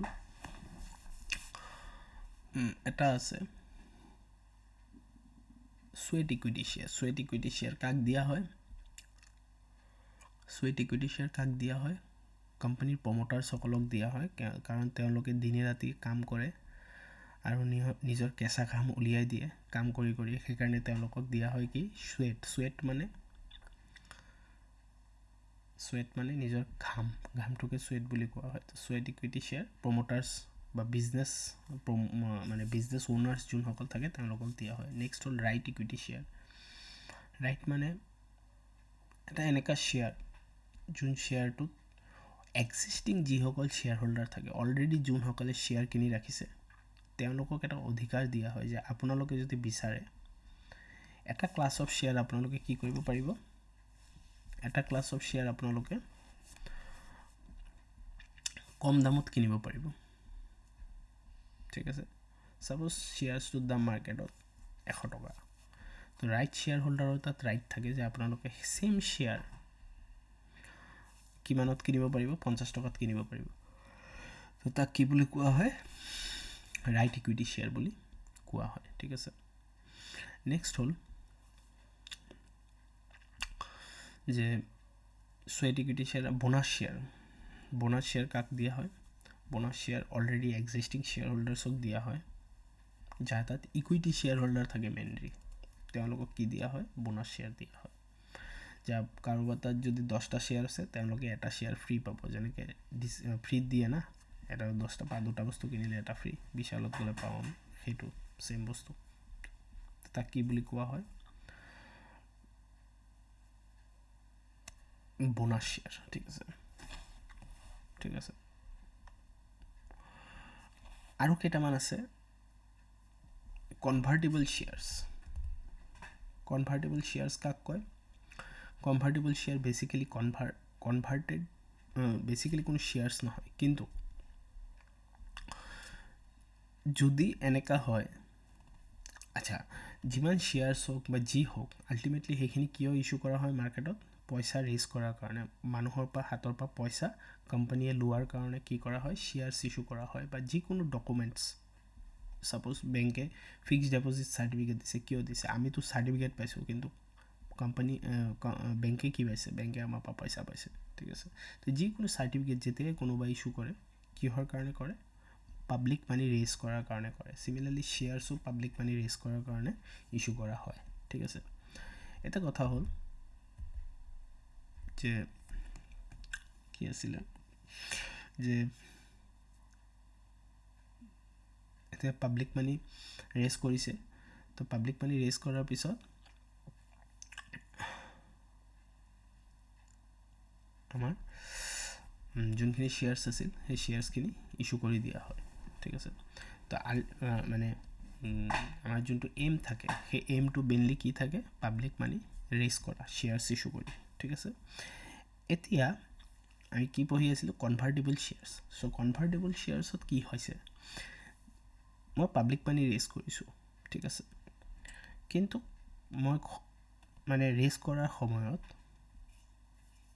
মই মানে গেৰেণ্টি এটা দিছোঁ যে যিমানখিনি কি আছে পইচা আছে মই 3 বছৰৰ ভিতৰত ঘূৰাই দি দিম, ঠিক আছে। যদি মই দিব নোৱাৰোঁ তেনেহ'লে কি হ'ব, আপোনালোকৰ যোনখিনি কনভাৰ্টেবল শ্বেয়াৰ্ছ আছে সেইখিনি শ্বেয়াৰ্ছত কনভাৰ্ট হৈ যাব, আৰু শ্বেয়াৰ হোল্ডাৰৰ যি অধিকাৰ আছে আপোনালোকে গোটেইখিনি সেইখিনি পাব, ঠিক আছে। ছাপ'জ মই দিব নোৱাৰিলোঁ, তেনেহ'লে মোৰ শ্বেয়াৰ্ছটো কিহত কনভাৰ্ট হৈ যাব, ইকুইটি শ্বেয়াৰ্ছ বা প্ৰিফাৰেঞ্চ শ্বেয়াৰ। আৰু বেলেগ ইকুইটি শ্বেয়াৰ বা প্ৰিফাৰেঞ্চ শ্বেয়াৰ হোল্ডাৰে যিখিনি সুবিধা কোম্পানীত থাকি পাই আছে সেই চিমিলাৰ সুবিধাখিনি কোনেও পাব, সেই কনভাৰ্টেবল শ্বেয়াৰ হোল্ডাৰবিলাকেও পাব। তো সেইটো হ'ল কনভাৰ্টেবল শ্বেয়াৰ। সেইটোও এটা শ্বেয়াৰ ইছ্যু কৰা হয়, আজিকালি বহুত কৰা হয় সেইটো, ঠিক আছে। নেক্সট আছে অপশ্যন, ঠিক আছে। অপশ্যন শ্বেয়াৰ্ছ বুলি এটা আছে। অপশ্যন শ্বেয়াৰ্ছত বেচিকেলি কাক দিয়া হয়, এমপ্লয়িজসকলক দিয়া হয়। চুৱেট কাক দিয়া হয়, প্ৰমোটাৰ্ছ বা মালিকসকলক। কিন্তু অপশ্যনছ কাক দিয়া হয়, এমপ্লয়ীক। অপশ্যনছ কি হয়, অপশ্যনছত বেচিকেলি এনেকুৱা হয় যে ছাপ'জ আপুনি ৰিলায়েন্সত কাম কৰে, ঠিক আছে। তো ৰিলায়েন্সে কি কৰিব, আপোনাক 20 লাখৰ শ্বেয়াৰ্ছ দি দিব, 20 লাখ পইচা নিদিয়ে। আচ্ছা, আপোনালোকে চবে শুনিছে যে কোনো এটা কোম্পানীত সোমাইছে, তেওঁৰ চেলাৰী 25 লাখ টকা বা 30 লাখ টকা, ঠিক আছে। আপোনালোকে ভাবে ইন হেণ্ড যদি ছাপ'জ 24 লাখ টকা, ঠিক আছে। তো প্ৰত্যেক মাহত কিমানকৈ পাব মানুহজনে, 2 লাখকৈ পাব। 2 লাখ হ'লে 12 মান্থত গৈ কি হ'ব, 24 লাখ পেকেজ। এইটো এটা ৱৰ্ড আছে CTC, কষ্ট টু কোম্পানীজ। এইবিলাক মই কিয় কৈ আছোঁ, CTC ফুল ফৰ্ম দি দিব, তো আপুনি কি ক'ব, কষ্ট টু কোম্পানীজ, ঠিক আছে। তো কষ্ট টু কোম্পানীজ, কোম্পানীৰ কিমান খৰচা হৈ আছে, সেই এমপ্লয়ীজনক ৰান কৰাৰ কাৰণে কোম্পানীত কিমান খৰচা হৈ আছে, দেট ইজ কল্ড কষ্ট টু কোম্পানীজ। এতিয়া কোনোবাই কয় যে মই ৰিলায়েন্সত কাম কৰোঁ, মোৰ পেকেজ 24 লাখ। বেচিকেলি 24 লাখ কেনেকৈ দিয়ে কোম্পানী এটাই, মই আজি কৈ আছোঁ, ঠিক আছে। কেতিয়াও কোনো কোম্পানীয়ে 24 lakh 2 lakh in hand salary কোনো কোম্পানীয়ে নিদিয়ে। কোম্পানীয়ে ক'ব যে 24 আছিলতো, যে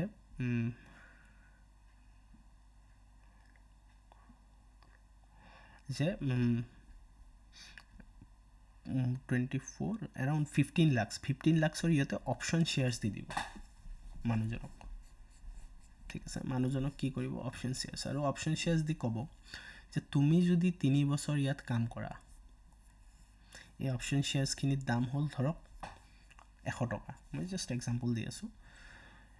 শ্বেয়াৰ বেছড পে'মেণ্ট বুলি কয় এইটো, শ্বেয়াৰ বেছড SBP বুলি কোৱা হয়, ঠিক আছে। এই ছিষ্টেমটো ফাৰ্ষ্ট ইনফ'চিছে আনিছিল অল অভাৰ ইণ্ডিয়া। তেওঁলোকে কি কৰিছে, এমপ্লয়িজসকলক শ্বেয়াৰ্ছ দি দিছে।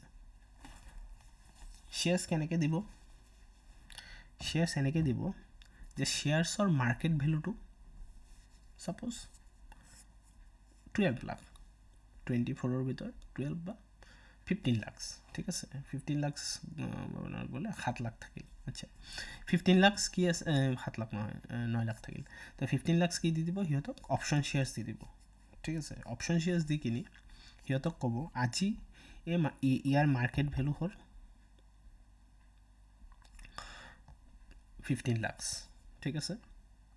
এই শ্বেয়াৰ্ছখিনি মই তোমাক দিলোঁ, কিন্তু এই শ্বেয়াৰ্ছখিনি তুমি তেতিয়াহে তোমাৰ হ'ব যেতিয়া তুমি ইয়াত 3 বছৰ কাম কৰিবা কোম্পানীত, ঠিক আছে। 3 বছৰ কি কৰিবা? কোম্পানীত কাম কৰিবা। যদি 3 বছৰ পিছত কোম্পানীৰ শ্বেয়াৰ্ছৰ ভেলু 70 টকাকৈ হয়, তেনেহ'লে তুমি এই যোনটো 15 লাখৰ শ্বেয়াৰ্ছ দিছে তাৰ দাম কমি পেলাই কম হৈ যাব অবভিয়াছলি, কাৰণ আজিৰ ডেটত 15 লাখ, তো 15 লাখৰ শ্বেয়াৰ্ছটো যদি 70 টকাকৈ হৈ যায়, এটা শ্বেয়াৰ্ছৰ দাম 100 টকাৰ বিনিময়ত 70 টকা হৈ যায়, তেনেহ'লে তাৰ ভেলু কমিব। আৰু যদি তেনেহ'লে সেইটো তোমাৰ, আৰু যদি এই শ্বেয়াৰ্ছখিনিৰ দাম 100 টকাৰ বিনিময়ত 200 টকা হৈ যায় 3 বছৰ পিছত, সেইটোও তোমাৰ। তো 15 লাখৰ শ্বেয়াৰ্ছৰ যদি ভেলু 200 টকাকৈ হৈ যায়, তেনেহ'লে সেইটো আল্টিমেটলি ডাবল হৈ যাব 30 লাখ টকা, ঠিক আছে। আৰু সেই সপোনটো চাই চাই তেওঁলোকে 3 বছৰ 5 বছৰ তেনেকৈ কোম্পানীত থাকি যায়। তো এনেকৈ তাৰপিছত ওৱান টাইম জইনিং বোনাছ দিয়ে, ধৰক 2 লাখ টকা বা 1 লাখ টকা ওৱান টাইম জইনিং বোনাছ, এইটো বাৰ বাৰ নিদিয়ে, এবাৰে দিয়ে জইন কৰাৰ হওক। আৰু বাকী 8 লাখ টকা তেওঁৰ চেলাৰী। এতিয়া 8 লাখ টকা হ'লে তাৰ চেলাৰীটো কিমান হ'ব? 1 লাখ টকা নহয়, 90,000 নহয়, 70,000 টকামান হ'ব ইন হেণ্ড, ঠিক আছে। গতিকে ডাঙৰ কোম্পানীয়ে এমপ্লয়িজৰ লগত এনেকৈ খেলে, ঠিক আছে। এতিয়া তেওঁক যে অপশ্যন পে'মেণ্টটো দিলে, অপশ্যন পে'মেণ্টছটোতো তেওঁলোকক দি দিলে অপশ্যন শ্বেয়াৰ্ছখিনি, সেই অপশ্যন শ্বেয়াৰ্ছখিনি যে তেওঁলোকক দিলে, সেই অপশ্যন শ্বেয়াৰ্ছৰ দাম যাতে বাঢ়ক ইন ফিউচাৰ যাতে তাৰ দামটো 100 টকাৰ পৰা 200 টকা হৈ যাওক, সেইকাৰণে সেই অপশ্যন শ্বেয়াৰ হোল্ডাৰ্ছখিনিয়ে কি কৰিব? কামো ভালকৈ কৰিব, ইণ্টাৰেষ্ট দিব কোম্পানীত, প্ৰফিট আৰু যাতে কৰিব পাৰে, বিজনেছ আৰু বঢ়াব পাৰে, তাতে বেছি মানে নটিচ কৰিব, তাতে যত্ন কৰিব বেছিকৈ, ঠিক আছে। চ' তেনেকৈ ডাঙৰ কোম্পানীবিলাকে এমপ্লয়ীক দি পেলাই কাম কৰায়। সেইফালে 3 বছৰৰ কণ্ডিশ্যন বা 4 বছৰৰ কণ্ডিশ্যন দি মানুহজনকো 4 বছৰৰ কাৰণে কোম্পানীত ধৰি ৰাখিলে, মানুহজনে শ্বেয়াৰৰ দাম বাঢ়িব বুলি কামো চিৰিয়াছলি কৰিলে, যত্ন কৰিলে কামত। গতিকে তেনেকৈ কাম উলিয়াই এটা ডাঙৰ কোম্পানীয়ে এমপ্লয়িজৰ পৰা, ঠিক আছে। গতিকে কোনোবাই যদি কয় 30 লাখ টকা দিয়ে বা এইটো দিয়ে, সেইটো তেনেকৈ দিয়ে, এনেকৈ নিদিয়ে যে আপোনাৰ ইন হেণ্ড 2 লাখ আহিব বা ইন হেণ্ড 3 লাখ আহিব, তেনেকৈ কোনো ডাঙৰ কোম্পানীয়ে চেলাৰী নিদিয়ে। তো এইটো আছিল অপশ্যন শ্বেয়াৰ্ছ, ঠিক আছে, শ্বেয়াৰ বেছড পে'মেণ্ট, ঠিক আছে। তো ইয়াত মই গোটেইখিনি কৈছোঁৱে যে ছেম দামত কৰিলে পাৰ হয়, দামতকৈ বেছিত কৰিলে প্ৰিমিয়াম হয়। এতিয়া এটা কুৱেশ্যন আহে, বহুতবাৰ আহিছে যে ছিকিউৰিটিজ প্ৰিমিয়াম, যোনটো যদি 100 টকাৰ নমিনেল ভেলু বস্তুটো মই 120 টকাত বেচিছোঁ, সেই ছিকিউৰিটিজ প্ৰিমিয়ামখিনি আমি ক'ত ব্যৱহাৰ কৰিব পাৰোঁ, কি কামত ব্যৱহাৰ কৰিব পাৰোঁ? তো ইয়াত 5টা কাম দিয়া আছে। এটা হ'ল প্ৰিলিমিনেৰী এক্সপেঞ্চেছ ৰাইট অফ কৰাৰ কাৰণে, এটা হ'ল বাইবেক কৰাৰ কাৰণে, বোনাছ শ্বেয়াৰ ইছ্যু কৰাৰ কাৰণে, ঠিক আছে, ডিভেঞ্চাৰ ৰিডামশ্যন বা প্ৰিফাৰেঞ্চ শ্বেয়াৰ ৰিডামশ্যন কৰাৰ কাৰণে, বা এক্সপেঞ্চ ৰাইট অফ কৰাৰ কাৰণে আমি এইবিলাকৰ কাৰণে আপোনালোকে কি কৰিব পাৰে? ছিকিউৰিটিজ প্ৰিমিয়াম একাউণ্ট ইউজ কৰিব পাৰে। এই কুৱেশ্যনটো আহে বহুতবাৰ, ঠিক আছে। নেক্সট হ'ল এপ্লিকেশ্যন এলটমেণ্ট, আমি এইবিলাক কৰিলোঁ। ইয়াত 2-3টা ৱৰ্ড আছে, অভাৰ ছাবস্ক্ৰিপশ্যন আৰু আণ্ডাৰ ছাবস্ক্ৰিপশ্যন, এইটো বুজি লওঁ। মই যে কৈছিলোঁ তেতিয়া 8 লাখ ইছ্যু কৰিছিল, 8 লাখৰ ভিতৰত 10 লাখ অথৰাইজ কেপিটেল আছিল, 8 লাখ ইছ্যু কৰিছে, ঠিক আছে। কিন্তু 8 লাখৰ কাৰণে ধৰক 10 লাখ মানুহে এপ্লিকেশ্যন দিছে, ঠিক আছে, তাক কয় অভাৰ ছাবস্ক্ৰাইবড, ঠিক আছে। অভাৰ ছাবস্ক্ৰাইব, মোৰ দেন শ্বেয়াৰ্ছ এপ্লাইড, মানে এপ্লিকেশ্যন বেছিয়ে কৰিছে। সেই 8 লাখৰ কাৰণে 10 লাখ মানুহে এপ্লাই কৰিছে যে মোৰ শ্বেয়াৰ্ছ লাগে, কিন্তু মাৰ্কেটততো 10 লাখক দিব নোৱাৰিব, ঠিক আছে। আণ্ডাৰ ছাবস্ক্ৰিপশ্যনৰ মানে আপোনাৰ 8 লাখৰ কাৰণে 6 লাখেহে এপ্লাই কৰিছে, কমকৈ এপ্লাই কৰিছে, সেইটো দিব পাৰিব, একজনক এটাকৈ শ্বেয়াৰ দি দিব পাৰিব, কিন্তু অভাৰ ছাবস্ক্ৰিপশ্যন হ'লে নোৱাৰে। অভাৰ ছাবস্ক্ৰিপশ্যন হ'লে তেতিয়া কি কৰিব পাৰে, প্ৰডাক্ট এটা এলটমেণ্ট কৰিব পাৰে। কোনোবাই যদি 3টা শ্বেয়াৰৰ কাৰণে এপ্লিকেশ্যন দিছে, তাক 2টা শ্বেয়াৰ দিব। কোনোবাই যদি 5টা দিছে, তাক 3টা দিব। তেনেকৈ প্ৰডাক্ট মানে কিবা এটা প্ৰপৰ্শ্যনত ভগাই দিয়া, ঠিক আছে, প্ৰডাক্ট, ঠিক আছে।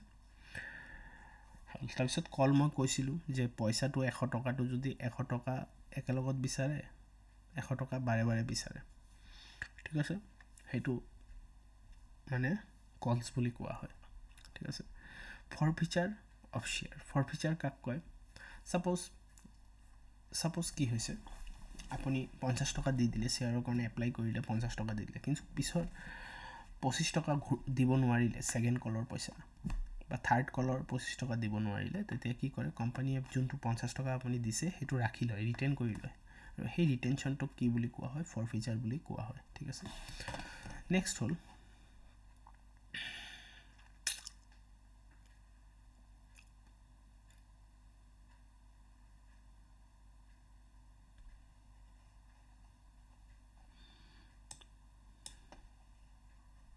হ'ল এমপ্লয়ী ষ্টক অপশ্যন। আমি পঢ়িলোঁ অলৰেডি, ষ্টক অপশ্যন শ্বেয়াৰ্ছ বুলি কোৱা হয়। প্ৰাইভেট প্লেচমেণ্ট বুলি এটা আছে। প্ৰাইভেট প্লেচমেণ্ট মানে যেতিয়া কি হয়, মানে পাব্লিকক দিয়া নহয়, ছিলেক্টেড পাৰ্চনক দিয়া হয় শ্বেয়াৰ্ছটো, যে আপুনি কিনিব, ঠিক আছে, নিজৰ মানুহৰ ভিতৰত দি দিয়া হয়, ঠিক আছে।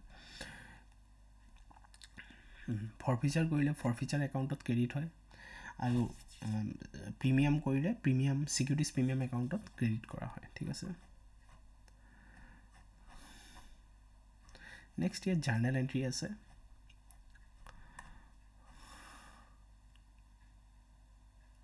আচ্ছা, ইয়াত এটা ছেকশ্যন আছে, জাৰ্নেল এণ্ট্ৰিখিনি আপোনালোকে চাই ল'ব। ইয়াত ইমান একো নাই, যে জাৰ্নেল এণ্ট্ৰি শ্বেয়াৰ্ছ এপ্লিকেশ্যন কৰিলে কি হয়, এলটমেণ্ট কৰিলে কি হয়, প্ৰিমিয়ামত কি হয়, ঠিক আছে, তেনেকৈ জাৰ্নেল এণ্ট্ৰিখিনি আছে।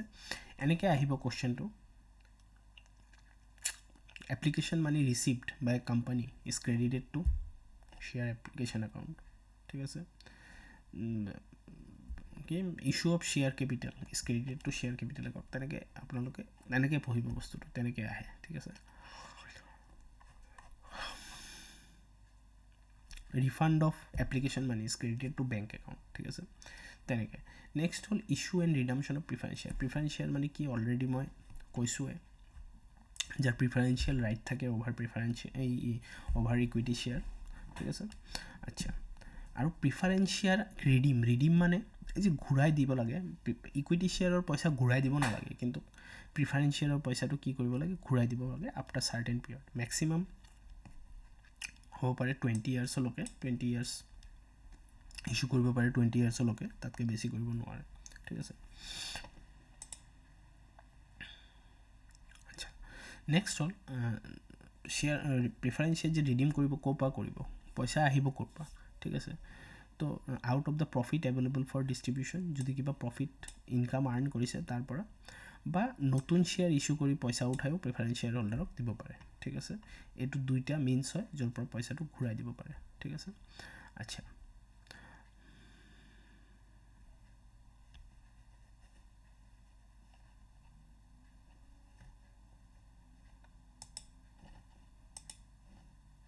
কেপিটেল ৰিডামশ্যন ৰিজাৰ্ভ ক্ৰিয়েট কৰা হয়। এইটো আজিকালি মেণ্ডেটৰী নহয়, আগতে আছিলে। কেপিটেল ৰিডামশ্যন ৰিজাৰ্ভ তেতিয়া ক্ৰিয়েট কৰা হয় যে যেতিয়া প্ৰিফাৰেঞ্চ শ্বেয়াৰ হোল্ডাৰক পইচা ঘূৰাই দিয়া হয়, চিমিলাৰ এমাউণ্ট ক'ত ৰখা হয়, কেপিটেল ৰিডামশ্যন ৰিজাৰ্ভ একাউণ্টত ৰখা হয়। কাৰণ নহ'লে ইকুইটি শ্বেয়াৰ হোল্ডাৰ কুৱেশ্যন কৰিব পাৰে যে আমি ইমান পইচা লগায়ো পইচা পোৱা নাই, আৰু প্ৰিফাৰেঞ্চ শ্বেয়াৰ হোল্ডাৰে পইচা পাই গৈছে, গতিকে ছেইম এমাউণ্টটো তাত ৰাখি দিয়া হয়, নহয়, ৰাখি দিয়া হয় ৰিজাৰ্ভ হিচাপে, ঠিক আছে। তাৰপিছত ৰাইট ইছ্যু আমি পঢ়িছোঁ। Buyback is an important concept for exam.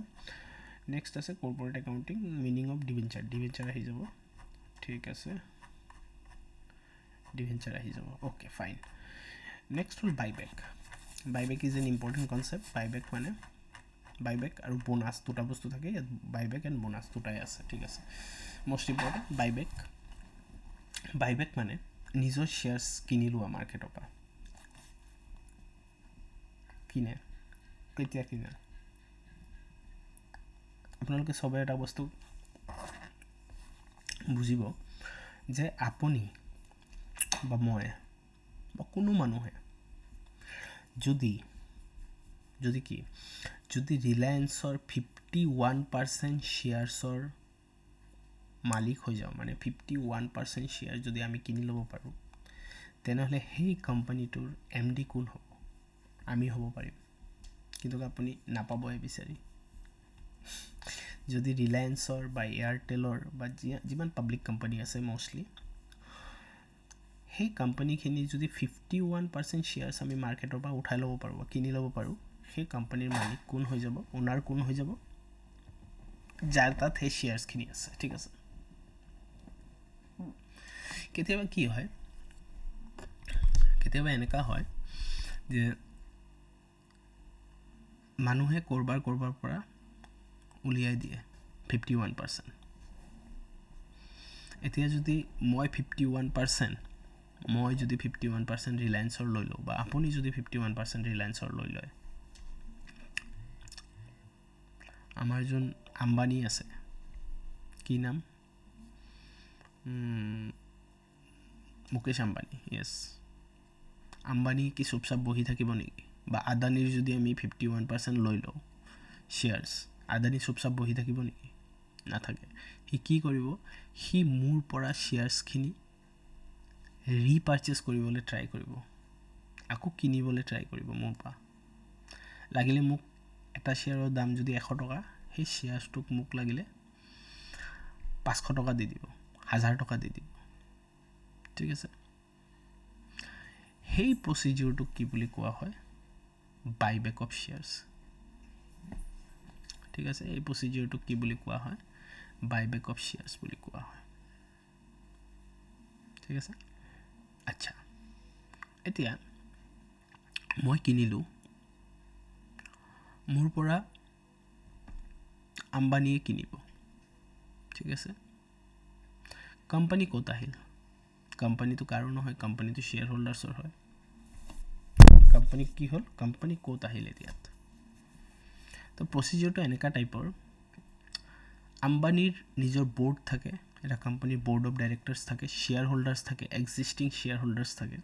ঠিক আছে, তেওঁলোকে মিটিং পাতিব, মিটিং পাতি নিজৰ ভিতৰত ডিচাইড কৰিব। এতিয়া মই 51% শ্বেয়াৰ হোল্ডাৰ হ'ব পাৰোঁ, কিন্তু মই বাকী 49% শ্বেয়াৰ্ছ কাৰ তাত আছে মই সেইটো গম নাপাওঁ। ঠিক আছে, তো সেই 49% share holder plus Mukesh Ambani plus তেওঁৰ বৰ্ড অফ ডাইৰেক্টৰ চবে মিলি ডিচাইড কৰিব যে আমাৰ শ্বেয়াৰ্ছটো এতিয়া বেলেগৰ হাতত গুচি গ'ল, এতিয়া আমি মালিক নহয়, ইয়াত বেলেগেহে বহিব, মই আৰু মালিক নহয়। মুকেশ আম্বানীয়ে ক'ব মই আৰু কোম্পানী নচলাওঁ। সেই মানুহখিনিয়ে ক'ব যে নাই নাই, কিয় নচলাব, আপুনিয়ে মালিক হয়। ৰিজলিউশ্যন পাছ কৰক যে আমি শ্বেয়াৰ্ছ বাইবেক কৰিম। তেওঁলোকে মিটিং কৰি ৰিজলিউশ্যন পাছ কৰিব, আৰু সেই ৰিজলিউশ্যন যোনটো পাছ হ'ব, সেই ৰিজলিউশ্যনটোৰ আণ্ডাৰত কোম্পানী আহি যাব। ঠিক আছে, তেতিয়া বাইবেক কৰাৰ কাৰণে কোম্পানীয়ে নিজৰ পইচা ইউজ কৰিব, মুকেশ আম্বানীয়ে নিজৰ পইচা ইউজ নকৰে যেতিয়া ৰিজলিউশ্যন পাছ হৈ যাব। ছেম, এতিয়া কোম্পানীয়ে যে পইচা ইউজ কৰিব, সেই পইচাটো ক'ৰ পৰা ল'ব পাৰিব? তো ইয়াত কিছুমান এৰিয়াছ আছে, চব পইচা ল'ব নোৱাৰে, যেনেকৈ প্ৰফিটৰ পইচা টাচ কৰিব নোৱাৰে। ঠিক আছে, তো সেই এৰিয়াখিনি কি? ফ্ৰী ৰিজাৰ্ভছ, যিখিনি পইচা কোম্পানীত জমাই ৰখা হৈছে, সঞ্চয় কৰা হৈছে বহুত দিনৰ পৰা, সেই পইচাখিনিৰ পৰা পইচা অলপ উলিয়াই শ্বেয়াৰ্ছখিনি ল'ব পাৰিব। বা ছিকিউৰিটিজ প্ৰিমিয়াম একাউণ্ট, সেই ছিকিউৰিটিজ প্ৰিমিয়াম একাউণ্ট আমি যে অলপ আগত পঢ়িছিলোঁ যে 100 টকাৰ শ্বেয়াৰটো কোনোবাই 120 টকাত বেছি দিছে। ঠিক আছে, বেছি দিয়াৰ কাৰণে কি হৈছে, তাত 20 টকা লাভ হৈছে, আৰু সেই 20 টকাটো এক্সট্ৰা পাইছে কোম্পানীয়ে। সেই এক্সট্ৰা পইচাটো ইউজ কৰিও কি কৰিব পাৰিব? বাইবেক কৰিব পাৰিব, বা নতুন শ্বেয়াৰ্ছ বা আদাৰ ছিকিউৰিটিজ ইছ্যু কৰি। ছাপ'জ কোম্পানীয়ে ৰিজলিউশ্যন পাছ কৰিলে, আমি এই শ্বেয়াৰ্ছখিনি বাইবেক কৰাৰ কাৰণে আমি নতুন আৰু 1 লাখ শ্বেয়াৰ ইছ্যু কৰিম। কোম্পানীয়ে 1 লাখ শ্বেয়াৰ ইছ্যু কৰি তাৰ পৰা যিটো পইচা হ'ল, সেই পইচাটো ইছ্যু কৰা মানে চেল কৰিলে, সেই চেল কৰি পইচা যিটো পালে সেইটো মোক দি দিলে যে লৈ যা। ঠিক আছে, তেনেকৈ বাইবেক কৰা হয়। ঠিক আছে এতিয়া ইয়াত সেইকাৰণে লিখিছে যে বাইবেক কেতিয়া কৰিব পাৰে ইয়াত কিছুমান কণ্ডিশ্যনছ দিয়া আছে যে আৰ্টিকেল অফ এছ'চিয়েশ্যন তাত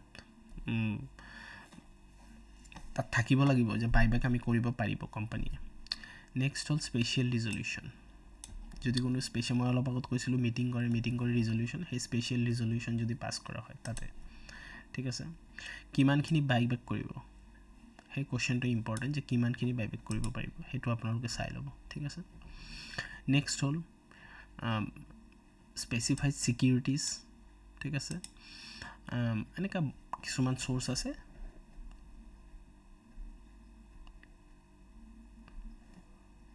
সেই চ'ৰ্চখিনি ক'লে সেই চ'ৰ্চখিনিয়ে পাৰ্মিট কৰিলেহে বাইবেক কৰিব পাৰিব নহ'লে পাৰ্মিট নকৰিলে বাইবেক কৰিব নোৱাৰে ঠিক আছে আচ্ছা আৰু ইয়াত কিছুমান আছে যে বাইবেক কেনেকৈ কৰিব পাৰে অ'পেন মাৰ্কেটৰ পৰা কৰিব পাৰে মানে মুকেশ আম্বানীয়ে গ্ৰ' এপ খুলি পেলাই তাৰ পৰাও বাইবেক কৰিব পাৰে বা কিবা আৰু তেনেকুৱা চ'ৰ্চবিলাক দিয়া আছে যে ক'ৰ পৰা বাইবেক কৰা হয় মেইন ইয়াত যোনটো ফাণ্ডা সেইটো হ'ল সেইটো যে ক'ৰ পৰা কিনিব পাৰে ক'ৰ পৰা পইচা লৈ পেলাই বাইবেক কৰিব পাৰে ঠিক আছে তো ক'ৰ পৰা বাইবেক কৰিব পাৰে কেতিয়া কৰিব পাৰে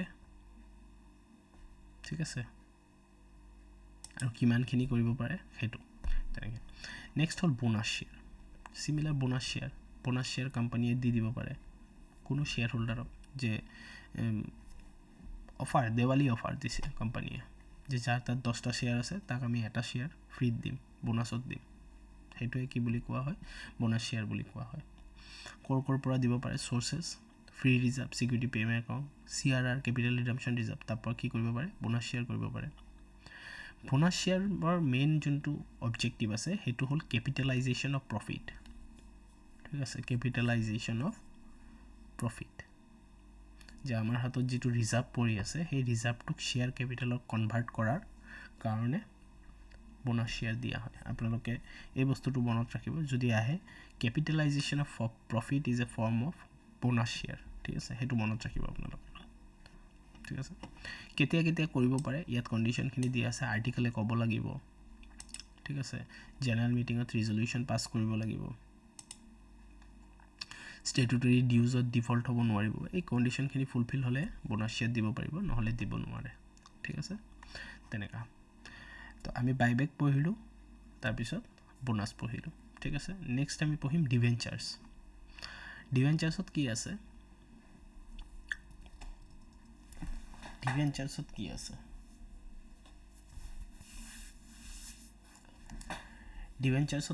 ডিভেঞ্চাৰ্ছত মেইনলি ডিভেঞ্চাৰ মানে কি ডিভেঞ্চাৰ হ'ল প্ৰিফাৰেঞ্চ শ্বেয়াৰৰ এক ষ্টেপ ওপৰত ডিভেঞ্চাৰ হোল্ডাৰ্ছ হ'ল প্ৰিফাৰেঞ্চ শ্বেয়াৰৰ এক ষ্টেপ ওপৰত পইচা যেতিয়া ৰেইজ কৰে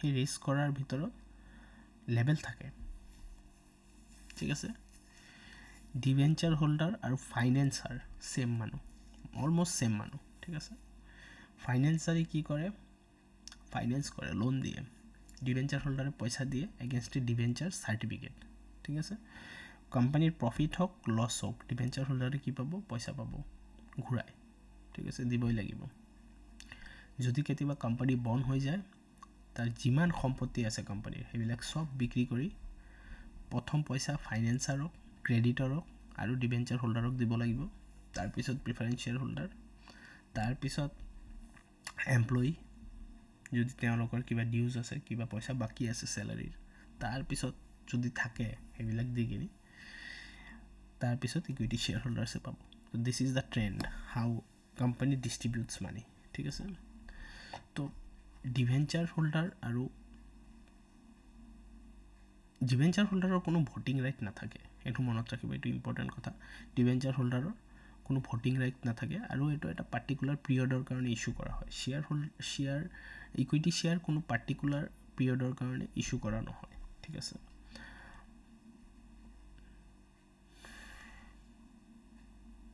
ডিভেঞ্চাৰ হোল্ডাৰত ইণ্টাৰেষ্ট পায় আৰু শ্বেয়াৰ্ছত কি পায় ডিভিডেণ্ড পায় এইটো মনত ৰাখিব ঠিক আছে শ্বেয়াৰ হোল্ডাৰ্ছ আৰু অ'নাৰ্ছ কোশ্চেন আহিব পাৰে which of the following are the owners of the company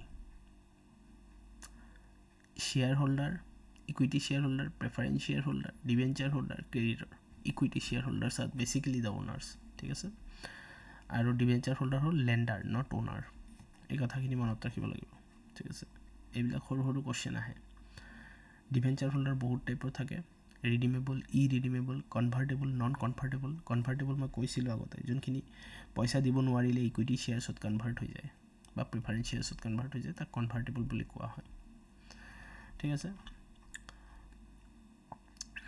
issue of debenture same as কি শ্বেয়াৰ্ছ যেনেকৈ কেছত কৰিব পাৰি শ্বেয়াৰ্ছ যেনেকৈ মানে প্ৰিমিয়ামত কৰিব পাৰি ডিছকাউণ্টত কৰিব পাৰি সেম ডিবেঞ্চাৰ্ছ ঠিক আছে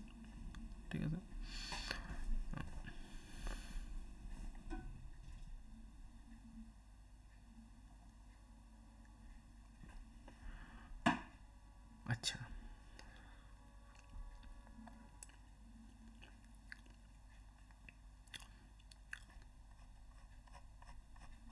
তাৰপিছত ইয়াত জাৰ্নেল এণ্ট্ৰি আছে জাৰ্নেল এণ্ট্ৰিখিনি আপোনালোকে পঢ়ি ল'ব ঠিক আছে ৰিডামশ্যন মানে হ'ল যেতিয়া ঘূৰাই দিয়া পইচাটো তাকে ৰিডামশ্যন বুলি কোৱা হয় সাপোজ মই কাৰোবাক 5 বছৰৰ কাৰণে ডিবেঞ্চাৰ চাৰ্টিফিকেট ইস্যু কৰিছোঁ তাক আফটাৰ চাৰ্টেন পিৰিয়ড পইচা ঘূৰাই দি দিছোঁ তাক কি বুলি কোৱা হ'ব ডিবেঞ্চাৰ চাৰ্টিফিকেট বুলি কোৱা হ'ব ডিবেঞ্চাৰ ৰিডামশ্যন বুলি কোৱা হ'ব ঠিক আছে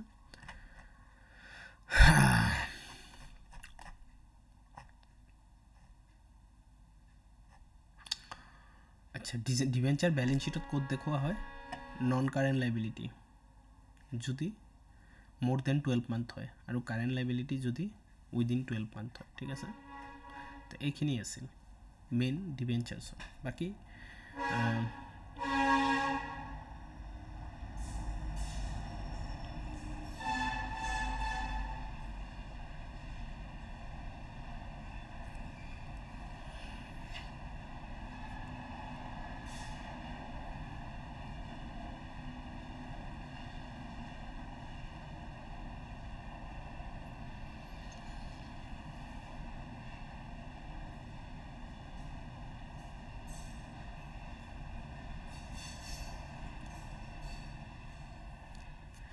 তো এইখিনি আছিল আমাৰ ডিবেঞ্চাৰৰ কৰ্পৰেট একাউণ্টিঙৰ যিখিনি পৰ্চন আছে গোটেইখিনি আমি অলমষ্ট থিয়ৰিটিকেলি কাভাৰ কৰিলোঁ তো কৰ্পৰেট একাউণ্টিং অলমষ্ট ইয়াত আমি থিয়ৰিটিকেলি কাভাৰ কৰিলোঁ ঠিক আছে এতিয়া আমি গুচি যাম ক'ত কষ্ট একাউণ্টিঙত তো কষ্ট একাউণ্টিঙত আমি চাম কি আছে কি নাই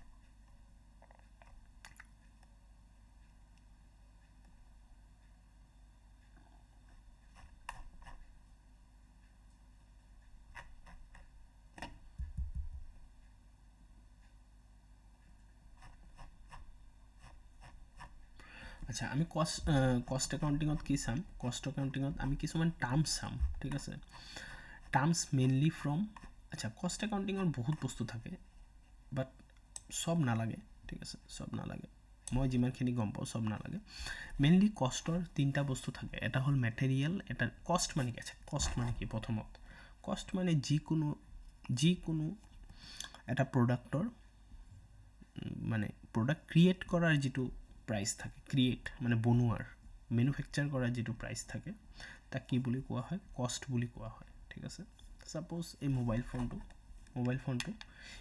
ফোনটো ক্ৰিয়েট কৰাৰ কাৰণে কিমান মেটেৰিয়েল লাগিছে কিমান লেবাৰ্ছ লাগিছে আৰু কিমান বেলেগ খৰচা লাগিছে সেই তিনিটা বস্তু মিলাই বেসিক্যালি কি হয় কষ্ট ক্ৰিয়েট কৰা হয় কষ্ট বনোৱা হয় যে তাৰ দাম কিমান সাপোজ তাত মেটেৰিয়েল লাগিছে 1000 টকাৰ লেবাৰ লাগিছে 500 টকাৰ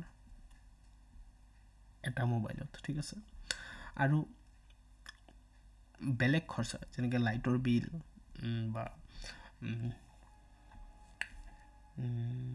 লাইটৰ বিল বা লোনৰ ইন্টাৰেষ্ট এইবিলাক মিলাই লাগিছে 300 টকা এখন মোবাইলত ঠিক আছে তো এই 1000 প্লাস 500 প্লাস 300 কিমান হ'ল 1800 টকা সেই 1800 টকাটো তাৰ কষ্ট হ'ব ঠিক আছে আৰু আমি বেচিলোঁ 2500 টকাত প্ৰফিট কিমান হ'ল ওৱান পিছত কিমান প্ৰফিট হ'ল এক পিস মোবাইলত কিমান এখন মোবাইলত প্ৰফিট হ'ল 700 টকা 2500 মাইনাস 1800 ঠিক আছে আচ্ছা তো এটুকে কোৱা হয় কষ্ট যেতিয়া তিনটা কম্পোনেন্ট লগ লাগি এটা প্ৰাইস ক্ৰিয়েট কৰে তাকে কষ্ট বলি কোৱা হয় ঠিক আছে আচ্ছা কষ্ট টু টাইপসৰ এটা ডাইৰেক্ট কষ্ট এটা ইনডাইৰেক্ট কষ্ট ডাইৰেক্ট কষ্ট কাক বুলি কোৱা হয় যোনটো ডাইৰেক্টলি এফেক্ট হয় আৰু ইনডাইৰেক্ট কষ্ট কোনটো কোৱা হয় যোনটো ইনডাইৰেক্টলি এফেক্ট কৰে যেনেকৈ material is basically A direct কষ্ট কাৰণ বস্তুটো বনোৱাত মেটেৰিয়েলটো লাগিব কিন্তু ইলেক্ট্ৰিসিটি ডাইৰেক্ট কষ্ট নহয় ইনডাইৰেক্ট কষ্ট হয় ঠিক আছে কাৰণ ইলেক্ট্ৰিসিটি ইউজ কৰি এটা মেটেৰিয়েলে বনোৱা এটা প্ৰডাক্টে বনোৱা নাই বহুত প্ৰডাক্ট বনাব পাৰে ঠিক আছে তো এটো হল আমাৰ টাইপ অফ কষ্ট ডাইৰেক্ট কষ্ট এন্ড ইনডাইৰেক্ট কষ্ট এতিয়া কথা হল যে যেটো স্টেটমেন্টত কষ্ট বনোৱা হয় তাক কি বুলি কোৱা হয় সাপোজ মই এটা কাগজত লিখি দিলো এক সেকেন্ড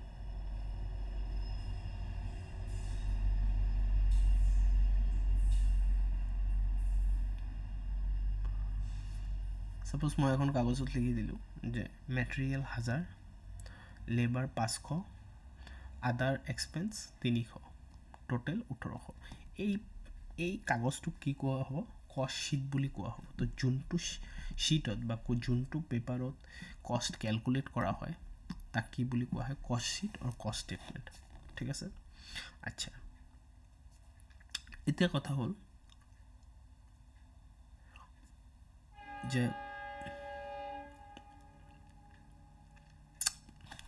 এই কষ্টৰ বেসিক্যালি যোনটো কষ্ট ক্যালকুলেট কৰা হয় সেই কষ্টটো বেসিক্যালি এৰিয়া ওয়াইজ কেতিয়াবা ভগোৱা হয় এরিয়া ওয়াইজ ঠিক আছে যেনেকৈ সাপোজ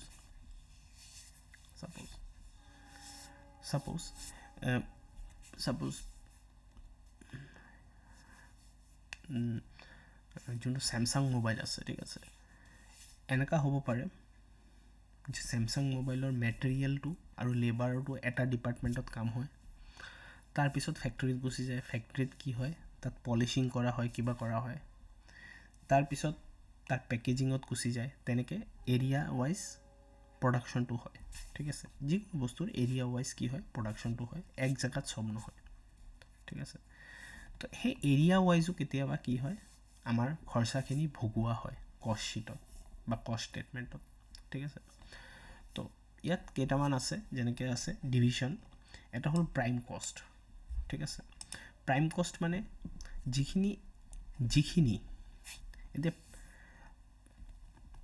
মোবাইলৰ যদি মই ম্যানুফ্যাকচাৰিংৰ কথা কওঁ এটা ডিভিশনত মোবাইল ম্যানুফ্যাকচাৰিং হৈ আছে এটা ডিভিশনত ম্যানুফ্যাকচাৰৰ এই চাৰ্জাৰ ম্যানুফ্যাকচাৰ হৈ আছে এটা ডিভিশনত কি হৈ আছে হেডফোন ম্যানুফ্যাকচাৰ হৈ আছে আৰু পেকেজিং গৈ পেলাই তিনিটা এক জায়গাত হৈ আছে ঠিক আছে তো মোবাইল ম্যানুফ্যাকচাৰিং ডিভিশনত যিমান খৰচা হৈছে হেতু কব প্ৰাইম কষ্ট মানে কাৰণ মোবাইল ডিভিশনত যেটো খৰচা হৈছে হেতু মোবাইল ম্যানুফ্যাকচাৰতে হৈছে বা হেডফোনত যোনটো হৈছে হেতু হেডফোনটো ম্যানুফ্যাকচাৰ কৰোতেহে খৰচাটো হৈছে সেই কাৰণে তাক কি কোৱা হয় তো যিখিনি খৰচা ডাইৰেক্টলি এসোসিয়েটেড থাকে তাক কি বুলি কোৱা হয় প্ৰাইম কষ্ট বুলি কোৱা হয় ঠিক আছে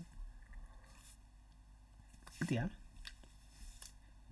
মোবাইলটো ম্যানুফ্যাকচাৰ হয় অলপ আগত গুছি গ'ল ফ্যাক্টৰীত গুছি গ'ল ঠিক আছে তাত কি হয় পলিশিং হয় কিবা হয় ঠিক আছে এই পলিশিং জায়গা এখনে জায়গাত চাৰ্জাৰৰো পলিশিং হয় মোবাইলৰো পলিশিং হয় হেড অফিসৰো পলিশিং হয় ঠিক আছে তো সেইখিনি তাত গুছি গ'ল সব পলিশিং হৈ আছে ঠিক আছে তো তাত হেইটো কি বুলি কোৱা হ'ব ফ্যাক্টৰী ওভাৰহেড প্ৰাইম কষ্টৰ লগত যেতিয়া ফ্যাক্টৰীৰ খৰচাটো যোগ লাগি যায় তাক কি কোৱা হয় ফ্যাক্টৰী কষ্ট বুলি কোৱা হয় ঠিক আছে তাৰ পিছত পেকেজিংত গুছি গ'ল এতিয়া মোবাইল চাৰ্জাৰ হেডফোন তিনটাটো এখন বক্সতে পেক হ'ব ঠিক আছে তাত কি হ'ব এডমিনিষ্ট্ৰেটিভ কষ্ট লাগি গ'ল কাৰণ কোনোবা মানুহ এজনে স্যালাৰি লৈ পেলাই বক্সত গোটেইখিনি ভৰাই পেলাই সেটিং কৰি আছে ঠিক আছে, তাত এডমিনিষ্ট্ৰেটিভ সেই মানুহজনক চেলাৰি দিব লগা হৈ আছে, তো তাত এডমিনিষ্ট্ৰেটিভ এক্সপেঞ্চ তাত এডিশ্যন হৈ গ'ল, সেইটোক কোৱা হ'ব কষ্ট অফ প্ৰডাকশ্যন।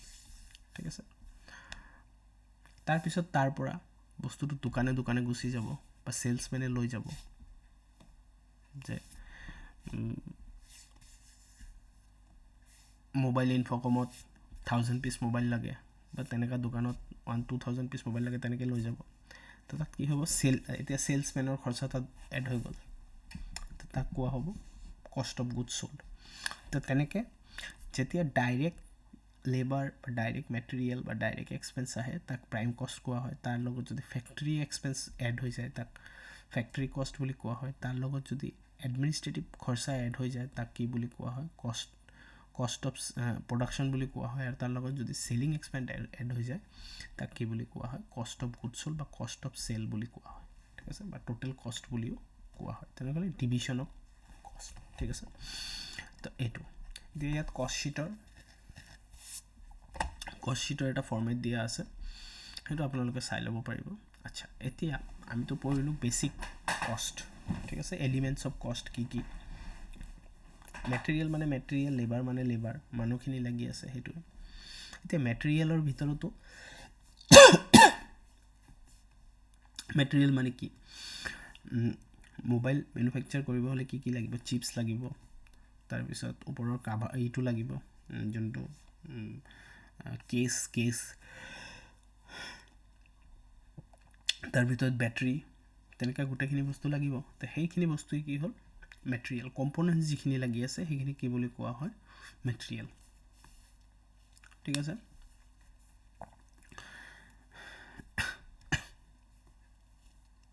ঠিক আছে, তো সেইখিনি কি বুলি কোৱা হয়, মেটেৰিয়েল বুলি কোৱা হয়। ঠিক আছে, আচ্ছা, এতিয়া হ'ল মেটেৰিয়েল।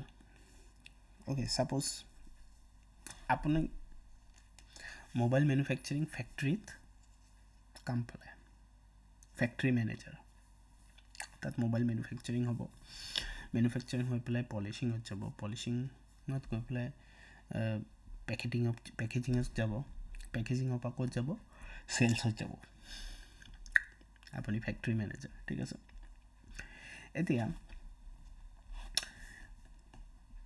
আপোনাক তো ইয়াত বস্তু বনি থাকিব, মোবাইল বনি আছে, আপুনি কিমানখিনি বস্তু, কিমানখিনি আপোনাৰ মেটেৰিয়েল আপুনি মেইনটেইন কৰিব, কিমানখিনি মেটেৰিয়েল কি কৰিব, মেইনটেইন কৰিব, সেইটো হ'ল ইম্পৰ্টেণ্ট কথা। ঠিক আছে, কিমানখিনি মেটেৰিয়েল কি কৰিব, মেইনটেইন কৰিব, সেইটো হ'ল তাতে ইম্পৰ্টেণ্ট কথা। তো সেই মেটেৰিয়েল মেইনটেইন কৰাৰ যিটো প্ৰচিজাৰ বা যিটো ছিষ্টেম, সেইটোক কি বুলি কোৱা হয়, ৰিঅৰ্ডাৰ লেভেল। ৰিঅৰ্ডাৰ লেভেল মানে মেটেৰিয়েল কিমানখিনি কমি গ'লে আপুনি আকৌ অৰ্ডাৰ কৰিব যে মোক মেটেৰিয়েল লাগে, সেইটোক কি বুলি কোৱা হয়, ৰিঅৰ্ডাৰ লেভেল। ঠিক আছে, তো ৰিঅৰ্ডাৰ লেভেল মানে minimum level plus consumption during the time, consumption of fresh level. ঠিক আছে, এইটো হ'ল ৰিঅৰ্ডাৰ লেভেল। ঠিক আছে, যে কিমানখিনি মোৰ মেটেৰিয়েল আহি গ'লে, যে 1 kg মেটেৰিয়েল আহি গ'লে মই আকৌ বাহিৰৰ পৰা মেটেৰিয়েল অৰ্ডাৰ কৰিম। তো as a plant manager, as a factory manager আপুনি সেই ডিচিশ্যনটো ল'ব লাগিব যে মোৰ ৰিঅৰ্ডাৰ লেভেল কিমান। ঠিক আছে, নেক্সট ইকনমিক অৰ্ডাৰ কোৱান্টিটি,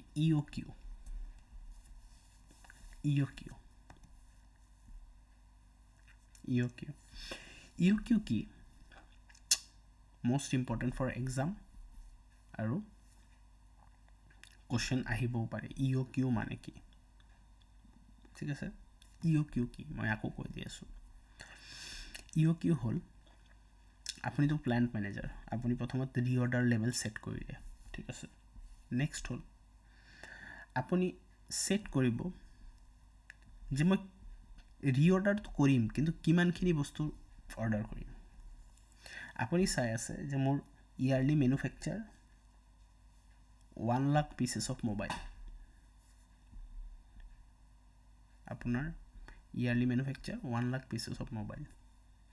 ঠিক আছে, আপুনি যোনটো তাৰ মেটেৰিয়েল অৰ্ডাৰ কৰিব সেই মেটেৰিয়েলটোতো আপুনি 2 লাখ পিচেছৰ কাৰণে নকৰে, আপুনি 1 লাখৰ কাৰণে কৰিব লাগিব। কিমানখিনি অৰ্ডাৰ কৰিলে মেটেৰিয়েল থাকি নাযায়, মেটেৰিয়েল ৱেষ্ট নহয়, মেটেৰিয়েল আইডিয়েল পৰি নাথাকে, সেই লেভেলটোক কোৱা হয়, সেই অৰ্ডাৰ লেভেলটোক কোৱা হয় EOQ, ইকনমিক অৰ্ডাৰ কোৱান্টিটি। কিমানখিনি কৰিলে মই ধুনীয়াকৈ বস্তু কাম চলাই লৈ যাব পাৰিম, কিমানখিনি অৰ্ডাৰ কৰিলে। এক সময়ত মই এটা টাইমত মানে এক সময়ত একবাৰ যে অৰ্ডাৰ কৰিম সেইটো কিমানখিনি কৰিলে মোৰ বস্তু আইডিয়েল পৰি নাথাকে, মোৰ বস্তু ৱেষ্ট নহয়, বেয়া নহয়, ঠিক আছে। তাকে কি বুলি কোৱা হয়, EOQ বুলি কোৱা হয়, ঠিক আছে। তো EOQৰ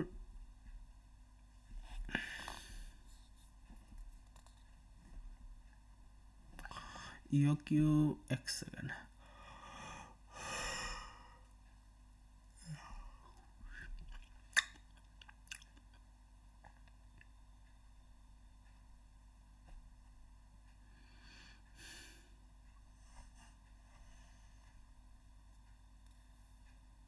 EOQৰ এটা ফৰ্মুলা আছিলে √2 material consume plus material ordered divided by, আচ্ছা এইটো আমি পঢ়িম যে EOQৰ কি ফৰ্মুলা আছিল। EOQৰ এটা ফৰ্মুলা আছে, মই এইটো দেখাই দিম, ঠিক আছে। তাৰপিছত সেফটি লেভেল ষ্টক বা মিনিমাম লেভেল, মানে আপুনি কিমানখিনি লেভেল মেইনটেইন কৰিব ষ্টকৰ বা মেটেৰিয়েলৰ যাতে আপোনাৰ ক্ৰাইচিছ নহয় যাতে, সেইটো হ'ল আপোনাৰ মিনিমাম ষ্টক লেভেল, ঠিক আছে। কিমানখিনি ষ্টক মেইনটেইন কৰিব যাতে নতুন অৰ্ডাৰ কৰাটো আহালৈকে যাতে আপুনি কাম চলাই লৈ যাব পাৰে, তাকে কি বুলি কোৱা হয়, মিনিমাম লেভেল অফ ষ্টক। সেইটো আপুনি maintain as a plant manager আপুনি তাত সেইটো কি কৰিব লাগিব, মেইনটেইন কৰিব লাগিব। লিড টাইম বুলি এটা কনচেপ্ট থাকে তাতে। লিড টাইম হ'ল যে মেটেৰিয়েল অৰ্ডাৰ কৰা আৰু মেটেৰিয়েল আহা তাৰ ভিতৰত কিমান টাইম থাকে। চাপ'জ মেটেৰিয়েল আহিব 7 দিনৰ ভিতৰত, 7 দিন কাম চলোৱাৰ আপুনি মেটেৰিয়েল আপোনাৰ হাতত থাকিব লাগিব। আপুনি এনেকুৱা টাইমত অৰ্ডাৰ কৰিব লাগিব যাতে আপুনি 7 দিনত সেই কামটো চলাই লৈ যাব, ঠিক আছে। এইটো এটা কথা। নেক্সট হ'ল মেক্সিমাম আপুনি কিমানখিনি মেইনটেইন কৰিব যাতে মেটেৰিয়েল ৱেষ্ট নহয়, মেটেৰিয়েল আপোনাৰ বেয়া হৈ নাযায়। যদি মেটেৰিয়েলখিনি আমি কামত নলগাওঁ তেনেহ'লে মেটেৰিয়েলখিনি ডেফিনেটলি বেয়া হ'ব, গোডাউনত পৰি থাকিলে। অভাৰ ষ্টক আপুনি কৰিব নোৱাৰে, ঠিক আছে। তো ষ্টক লেভেলৰ ফৰ্মুলা আছে মেক্সিমাম ষ্টক লেভেলৰ, reordering level plus reordering quantity minus minimum consumption into minimum reorder period, তেনেকুৱা ফৰ্মুলা আছে, ঠিক আছে। তাৰপিছত ইয়াত মিনিমাম ষ্টক লেভেলৰো ফৰ্মুলা আছে, reorder level minus normal consumption into normal reorder period, ঠিক আছে, তেনেকুৱা। তাৰপিছত ইমান ইম্পৰ্টেণ্ট নহয় ডেঞ্জাৰ লেভেল মই আগতে কৈছোঁ, ছেইম কনচেপ্ট হয় যে কিমানখিনিত আমি ডেঞ্জাৰ ফিল কৰিম যে এতিয়া আৰু কাম নচলে, এতিয়া কাম ষ্টপ কৰিব লাগিব। আপুনি কামো ষ্টপ কৰিব নোৱাৰে, কাৰণ যদি আপুনি কাম ষ্টপ কৰে তেনেহ'লে মানুহখিনি কেনে দৰমহা দিয়াৰ নিচিনা হৈ যাব। কিছুমান যদি কাম বন্ধ কৰি থাকে, কিছুমান মানুহতো বহি থাকিব, কিছুমান মানুহ ঘৰ গুচি যাব, অফিচত এনে বহি থাকিব, আইডিয়েল টাইম পাই যাব। গতিকে সেইটোও চাব লাগিব। গতিকে সেই ডেঞ্জাৰ লেভেলটো আপুনি কি কৰিব লাগিব, ছেট কৰিব লাগিব, ঠিক আছে।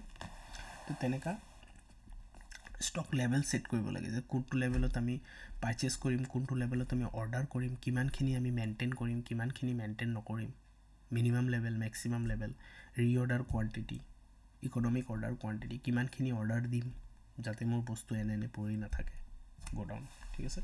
তো সেই বস্তুবিলাক এক্সামৰ কাৰণে ইম্পৰ্টেণ্ট। নেক্সট হ'ল ষ্ট'ৰ ৰেকৰ্ড, যে আপুনিতো প্লাণ্টত আছে বা store record in the sense কি য'ত ষ্ট'ৰ কাক কোৱা হয়, য'ত মেটেৰিয়েল ৰখা হয় তাক ষ্ট'ৰ বুলি কোৱা হয়। এতিয়া ষ্ট'ৰৰ এটা ইম্পৰ্টেণ্ট ৰেকৰ্ড আছে বিন কাৰ্ড। এখন কাৰ্ড এখন মেটেৰিয়েলৰ কাৰণে এছাইন কৰা হয়, ঠিক আছে। তাত নাম্বাৰ থাকিব, কিমান কোৱান্টিটি আছে সেইটো থাকিব, গোটেই বস্তু তাতে সেই কাৰ্ডখনত লিখা থাকে। আৰু যোনে কাৰ্ড আনিব, যেতিয়া মেটেৰিয়েল লৈ আহিব ষ্ট'ৰৰ পৰা কামত লগোৱাৰ কাৰণে, সেই কাৰ্ডটোত লিখি থ'ব যে 200 পিছৰ পৰা 50 পিচ লৈ গুচি গ'ল। তেনেকৈ ষ্টকটো তাত লিখা হৈ থাকিব, ঠিক আছে। ষ্ট'ৰ লেজাৰো থাকে। বিন কাৰ্ডৰ পৰা ক'ত উঠাব, ষ্ট'ৰ লেজাৰ, ঠিক আছে। বিন কাৰ্ডটো হেৰাই যাব পাৰে, লেজাৰটো নেহেৰাই, ঠিক আছে। তেনেকুৱা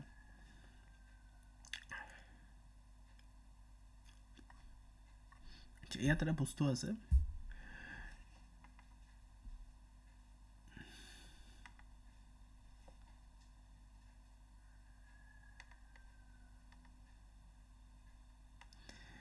বিন কাৰ্ডত মানিটাৰী ভেলু শ্ব' নকৰে, খালি কিমান আহিছে, কিমান লৈ গৈছে আৰু বেলেঞ্চ কিমান আছে সেইটো শ্ব' কৰে। কিন্তু ষ্ট'ৰ লেজাৰত মানিটাৰী ভেলুও শ্ব' কৰে, যে কিমান আহিছে তাৰ মানিটাৰী ভেলু কিমান, কিমান লৈ গৈছে তাৰ মানিটাৰী ভেলু কিমান, আৰু যিমান বেলেঞ্চ আছে তাৰ মানিটাৰী ভেলু কিমান, ঠিক আছে।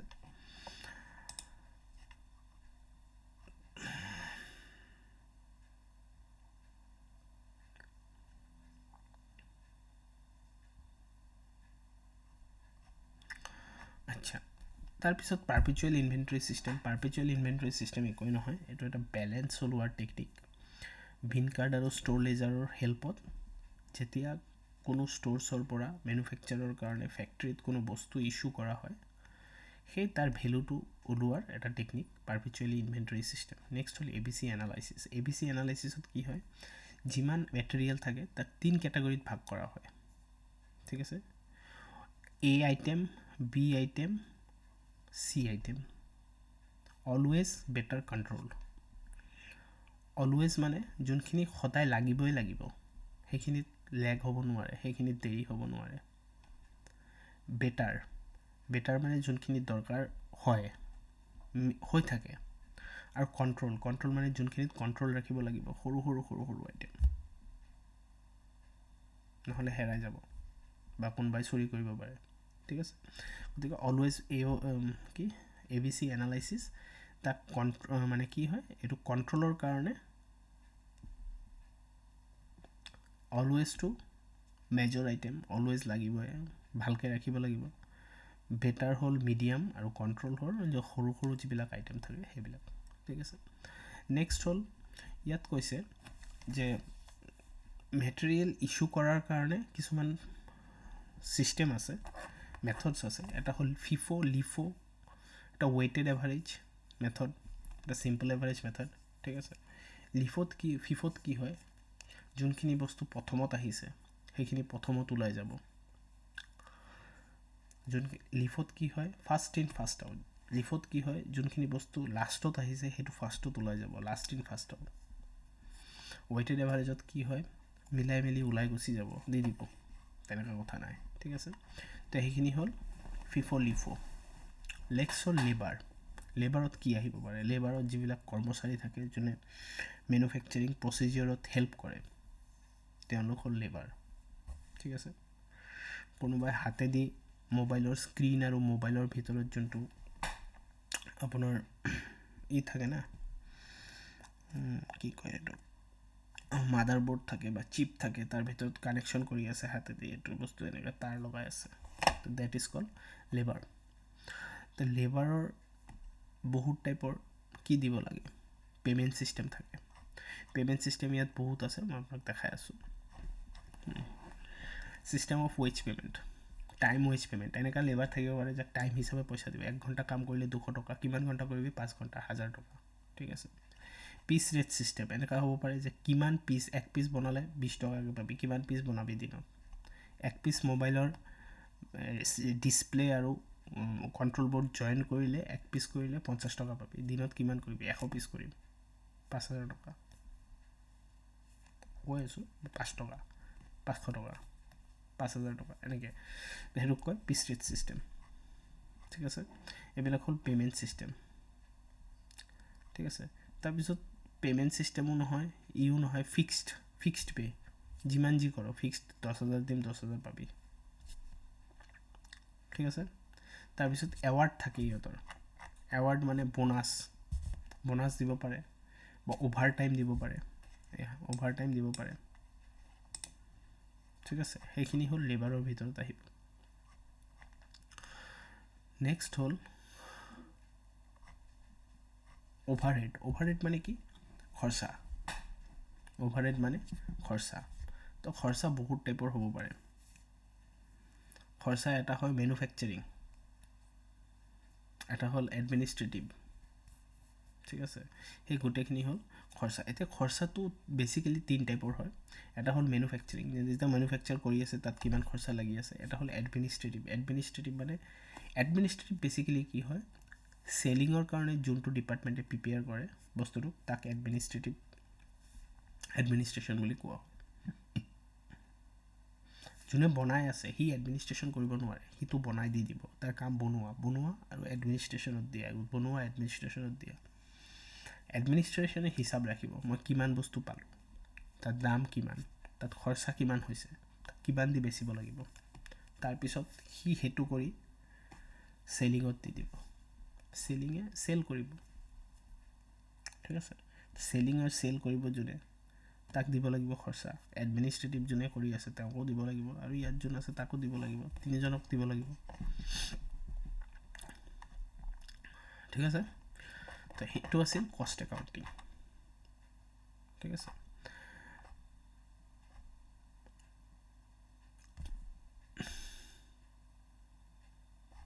এইটো আছিল কষ্ট একাউণ্টিঙৰ মোটামুটি বস্তু, যে ইমানখিনি পঢ়িলে এনাফ। কষ্ট একাউণ্টিং তাতকৈ বেছি নালাগে, ঠিক আছে। যে মেইনলি মেটেৰিয়েল বস্তুটো ইম্পৰ্টেণ্ট। মেটেৰিয়েলত গোটেইখিনি বস্তু আমি জানি থ'ব লাগে, সেইখিনি বস্তু আহে, ঠিক আছে, আহে। তো এইটো আছিল আমাৰ কষ্ট একাউণ্টিং। নেক্সট হ'ল মেনেজমেণ্ট একাউণ্টিং। এতিয়া মেনেজমেণ্ট একাউণ্টিঙততো বহুত বস্তু আছে। মেনেজমেণ্ট একাউণ্টিঙত বহুত বস্তু আছে। তো ইয়াত মই কি কৰিম, যে কিছুমান টুলছ পঢ়াম, ঠিক আছে। টুলছ অফ মেনেজমেণ্ট একাউণ্টিং, ঠিক আছে। আচ্ছা, টুলছ অফ কি? মেনেজমেণ্ট একাউণ্টিং, ঠিক আছে। এই টুলছ অফ মেনেজমেণ্ট একাউণ্টিঙত কি আছে? টুলছ কি মেনেজমেণ্ট একাউণ্টিঙৰ? বহুতকেইটা টুলছ আছে। মেনেজমেণ্ট একাউণ্টিং মেইনলি ইউজ হয় ফাইনেন্সিয়েল এনালাইচিছ কৰাৰ কাৰণে। ফাইনেন্সিয়েল এনালাইচিছ কিয় কৰে? বিজনেছত কিবা বস্তু ভুল গৈ আছে নেকি, সেই বস্তুটো চোৱাৰ কাৰণে, বিজনেছটো ঠিকমতে চলি আছে নে নাই, সেই বস্তুটো চোৱাৰ কাৰণে কি কৰা হয়? মেনেজমেণ্ট একাউণ্টিঙৰ ব্যৱহাৰ কৰা হয়, ঠিক আছে। আচ্ছা, যেতিয়া এই ষ্টাডিটো কৰে মেনেজমেণ্ট একাউণ্টেণ্টসকলে, বেচিকেলি মেনেজমেণ্ট একাউণ্টিং আমাৰ ইণ্ডিয়াত ছেপাৰেট প্ৰফেশ্যনেল নাই। বাহিৰত আছে ছেপাৰেট প্ৰফেশ্যনেল মেনেজমেণ্ট একাউণ্টেণ্ট, কিন্তু আমাৰ ইণ্ডিয়াত কষ্ট এণ্ড মেনেজমেণ্ট একাউণ্টেণ্ট একেলগতে পঢ়োৱা হয় আৰু একেলগতে ডিগ্ৰীটো বা চাৰ্টিফিকেটখন দিয়া হয়, ঠিক আছে।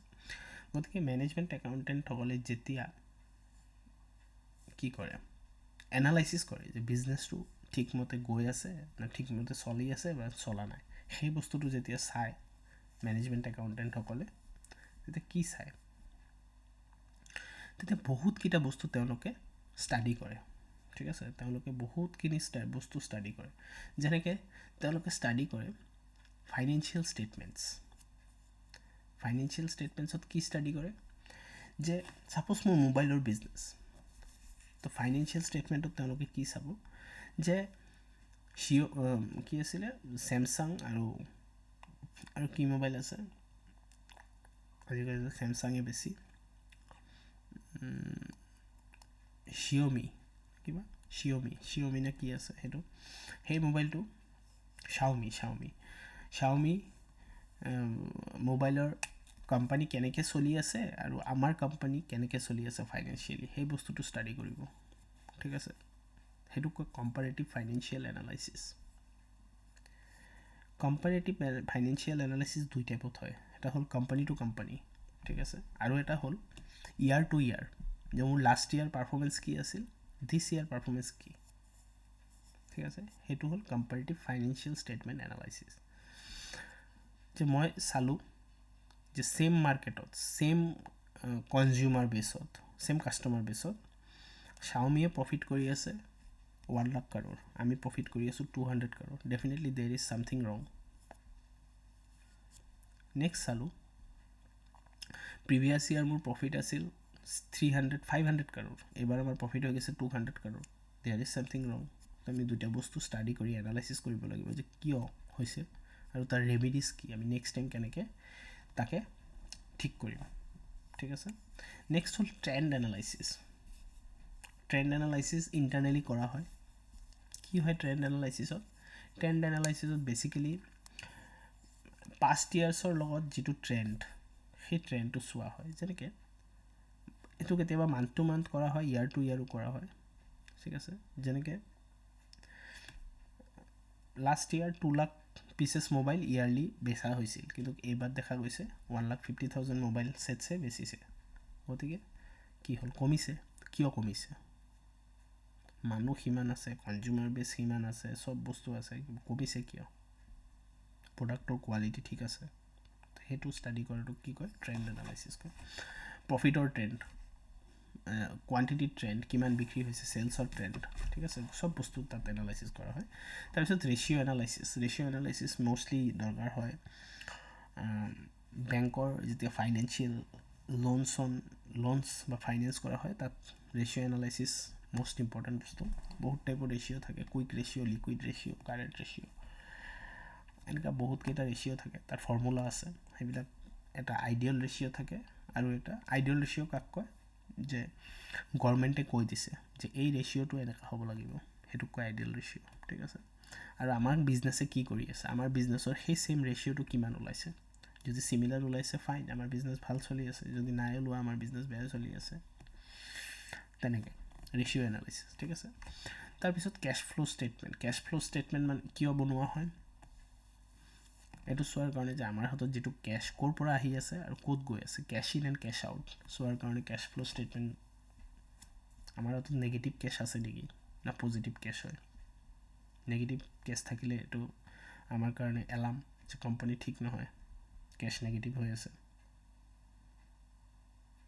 ঠিক আছে ফাণ্ড ফ্ল' এনালাইচিছ ইয়াত খালি কেছ কৰা হয় কিন্তু ফাণ্ড ফ্ল' এনালাইচিছত যিমান ফাণ্ড আছে এইটো কেছ নহয় খালি অনলি কেছ নহয় যিমান টাইপৰ ফাণ্ড আছে সেই গোটেইখিনি ফাণ্ড কি কৰা হয় এনালাইচিছ কৰা হয় ঠিক আছে তেনেকৈ এইবিলাক চাই এই টুলছবিলাক ইউজ কৰি এটা বিজনেছৰ এনালাইচিছ কৰে কোনে মেনেজমেণ্ট একাউণ্টেণ্ট বিজনেছটো ঠিকমতে চলি আছে না চলা নাই CVP এনালাইচিছ কষ্ট volume profit last year same cost same unit sold higher profit this year same cost same unit sold lower profit why CVP analysis ঠিক আছে CVP এনালাইচিছৰ ফৰ্মুলাও থাকে সেইটোও চাব লাগে নেক্সট হ'ল ইয়াত এটা বস্তু আছে আপোনালোকে চাই যাব পাৰিলে এক্সাম্পল কেছ ফ্ল' ষ্টেটমেণ্টটো কি হয় AS3 মতে বনোৱা হয় ইণ্ডেছটো মই দিয়া নাই AS3 মতে দুটা মেথড থাকে একাউণ্টিং ষ্টেণ্ডাৰ্ড 3 ঠিক আছে ইয়াত কিছুমান বস্তু থাকে যেনেকৈ এই বস্তুটো যে ইছ্যু অফ শ্বেয়াৰ বা ডিভেঞ্চাৰ সেইটো কোনটো হেডত আহে ফাইনেন্সিং ঠিক আছে বৰয়িং লোৱা হৈছে এইটো কোনটো হেডত আহে ফাইনেন্সিং সেই বস্তুটো আপোনালোকে চাই যাব সেইটো ইম্পৰ্টেণ্ট বস্তু ইয়াত দিব পাৰে কি কয় থিয়ৰিটিকেল কুৱেশ্যন দিব পাৰে ঠিক আছে নেক্সট হ'ল ইয়াত ৰেচিঅ' টাইপ অফ ৰেচিঅ' বহুত ৰেচিঅ' আছে টাইপ অফ ৰেচিঅ'ত gross profit ratio' net profit ratio' current ৰেচিঅ'ৰ ফৰ্মুলাটো ইয়াত আছে চাগে ইয়াত ধেৰ আছে current ratio' current asset is to current liability সেইটো হয় কাৰেণ্ট ৰেচিঅ' ইয়াত আছে চাগে current asset divided by current liability বা এইটো ৱৰ্কিং কেপিটেল ৰেচিঅ' বুলি কোৱা হয় ঠিক আছে liquid ratio' liquid asset by liquid current liability ঠিক আছে তেনেকৈ net profit ratio' gross profit divided by sale gross profit ratio' net profit divided by sale net profit ratio' তেনেকৈ ধেৰ ৰেচিঅ' আছে এইবিলাক আপোনালোকে নিজে পঢ়ি ল'ব পাৰিব ঠিক আছে solvency ratio' most important for financing purposes ঠিক আছে সলভেণ্ট হয়নে নহয়, দেউলীয়া নেকি না দেউলীয়া নহয়, সেই বস্তুটো চোৱাৰ কাৰণে সলভেঞ্চি ৰেচিঅ' ওলোৱা হয়। ঠিক আছে, তো সেই ৰেচিঅ'বিলাক চাই যাব, কোনো এক্সামত আহি যাব পাৰে এই ৰেচিঅ'টো কেনেকৈ উলিয়ায়, সেইটো তেতিয়া আপুনি লিখিব লাগিব। ঠিক আছে, নেক্সট হ'ল বাজেট এণ্ড বাজেটাৰী কণ্ট্ৰল। ঠিক আছে, বাজেট এণ্ড বাজেটাৰী কণ্ট্ৰল মানে চব কষ্ট একাউণ্টেণ্টে বা কষ্ট আমাৰ কোনো কোম্পানীয়ে কষ্ট ইনকাৰ কৰাৰ আগতে চিম্পল যেনেকৈ মোৰ ঘৰতে কষ্ট বা আপোনাৰ ঘৰতে কষ্ট যেতিয়া ইনকাৰ কৰে, যেতিয়া খৰচা কৰে, সেই খৰচাটো কৰাৰ আগতে কি কৰে, এটা বাজেট বনায় যে এই বস্তুটোত ইমান হ'ব, এই বস্তুটোত ইমান হ'ব, ইমান ইমান ইমান এনেকৈ ইমান টকা লাগিব। ছেইম কোম্পানীয়ে যেতিয়া মোবাইল এটা মেনুফেকচাৰ কৰিব, তাতো কষ্ট চাব যে কিমান কষ্ট লাগিব মোবাইলটো মেনুফেকচাৰ কৰোঁতে। ঠিক আছে, তো সেই কষ্টটো ওলোৱাকে কি বুলি কোৱা হয়, বাজেট বুলি কোৱা হয়। ফাৰ্ষ্টত বাজেট বনোৱা হয়, তাৰপিছত কি কৰা হয়, কষ্ট কৰা হয়। ঠিক আছে, কষ্ট ওলোৱা হয় যে একচুৱেল কিমান, বাজেট ভাৰ্চেছ একচুৱেল। ঠিক আছে, তো কষ্ট ওলোৱাৰ বহুত টাইপৰ বাজেট থাকে, যেনেকৈ ফিক্সড বাজেট, যিমান যি হওক ইমান টকাই খৰচা কৰিম। ফ্লেক্সিবল বাজেট, ছিটুৱেশ্যন ৱাইজ আমি খৰচা কৰিছোঁ। ঠিক আছে, লং টাৰ্ম বাজেট, যে আমি বহুত দিনৰ ভাবি যে 5 বছৰৰ বাজেট একেলগত বনাইছোঁ। কাৰেণ্ট বাজেট, ছিটুৱেশ্যন ৱাইজ এই বছৰৰ বাজেট এটা বনাইছোঁ। এনেকৈ ঢেৰ বাজেট থাকে। চেলিং বাজেট, প্ৰডাকশ্যন বাজেট, চব টাইপৰ বাজেট থাকে। ঠিক আছে, তো এইবিলাক চবৰ কি এক্সট্ৰা বাজেটিং থাকে। ঠিক আছে, নেক্সট হ'ল ইয়াত এটা বস্তু আছে মাৰ্জিনেল কষ্টিং। মাৰ্জিনেল কষ্টিঙৰ কেইটামান টাৰ্ম আছে, মই সেই টাৰ্মখিনি বুজাই দিওঁ। ঠিক আছে, সেই টাৰ্মখিনি বুজাই দিওঁ, সেইখিনি আহিব পাৰে এক্সামত, মষ্ট ইম্পৰ্টেণ্ট। ঠিক আছে, আচ্ছা,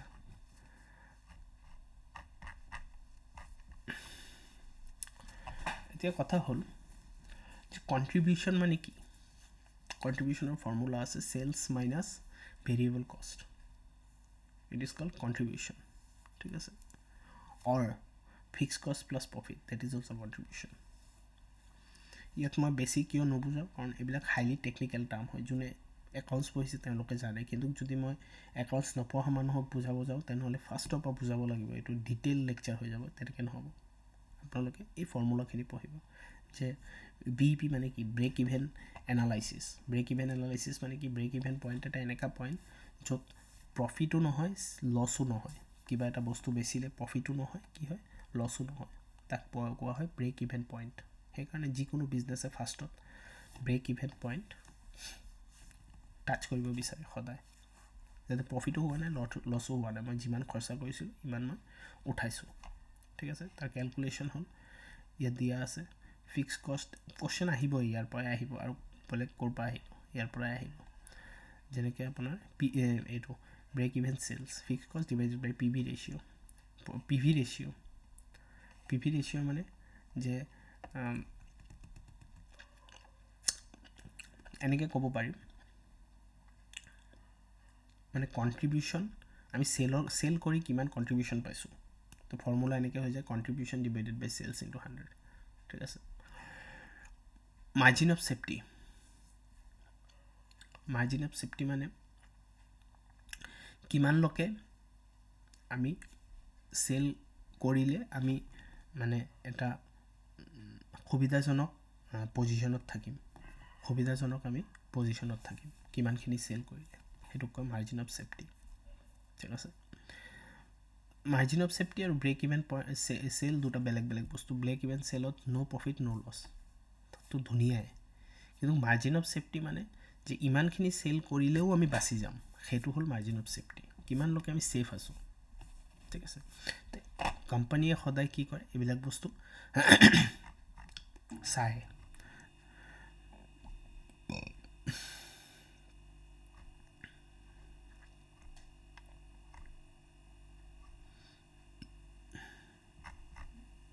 ঠিক আছে, তো ইমানখিনি আছিল মাৰ্জিনেল কষ্টিঙত। ইয়াতকৈ বেছি আৰু নাযায়। মষ্ট ইম্পৰ্টেণ্ট মই যিমানখিনি ক'লোঁ যে ৰেচিঅ' এনালাইচিছ ইম্পৰ্টেণ্ট ইয়াৰ পৰা। তাৰপিছত আপোনাৰ এই মাত্ৰ যে আমি টাইপ অফ বাজেটছ যিখিনি আছে সেইখিনি ইম্পৰ্টেণ্ট। নেক্সট হ'ল আমি টাৰ্মছখিনি যে পঢ়িলোঁ মাৰ্জিনেল কষ্টিঙত, CVP analysis, BEP sales, PV ratio', margin of safety, ঠিক আছে তাৰপিছত কণ্ট্ৰিবিউশ্যন ফি সেইবিলাক ইম্পৰ্টেণ্ট ঠিক আছে আৰু নেক্সট আমাৰ টুলছ অফ ফাইনেন্সিয়েল এনালাইচিছ যিখিনি আমি পঢ়িলোঁ এই চাৰিটা বস্তু মষ্ট ইম্পৰ্টেণ্ট ঠিক আছে তো ইমানখিনিয়ে আছিল আজিৰ ভিডিঅ'টো বাকী আকৌ নেক্সট মেৰাথনত আমি লগ হ'ম আৰু নেক্সট মেৰাথনত আমি চাম টেক্সেশ্যনৰ গোটেইখিনি বস্তু আমি চাম যে GST আৰু ইনকাম টেক্সত আমি কি কি চাব লাগিব সেই বস্তুখিনি আমি নেক্সট মেৰাথনত আমি ডিছকাছ কৰিম তেতিয়ালৈকে ধন্যবাদ ভালকৈ পঢ়িব এক্সামৰ কাৰণে ভালকৈ প্ৰিপেয়াৰ কৰিব থেংক ইউ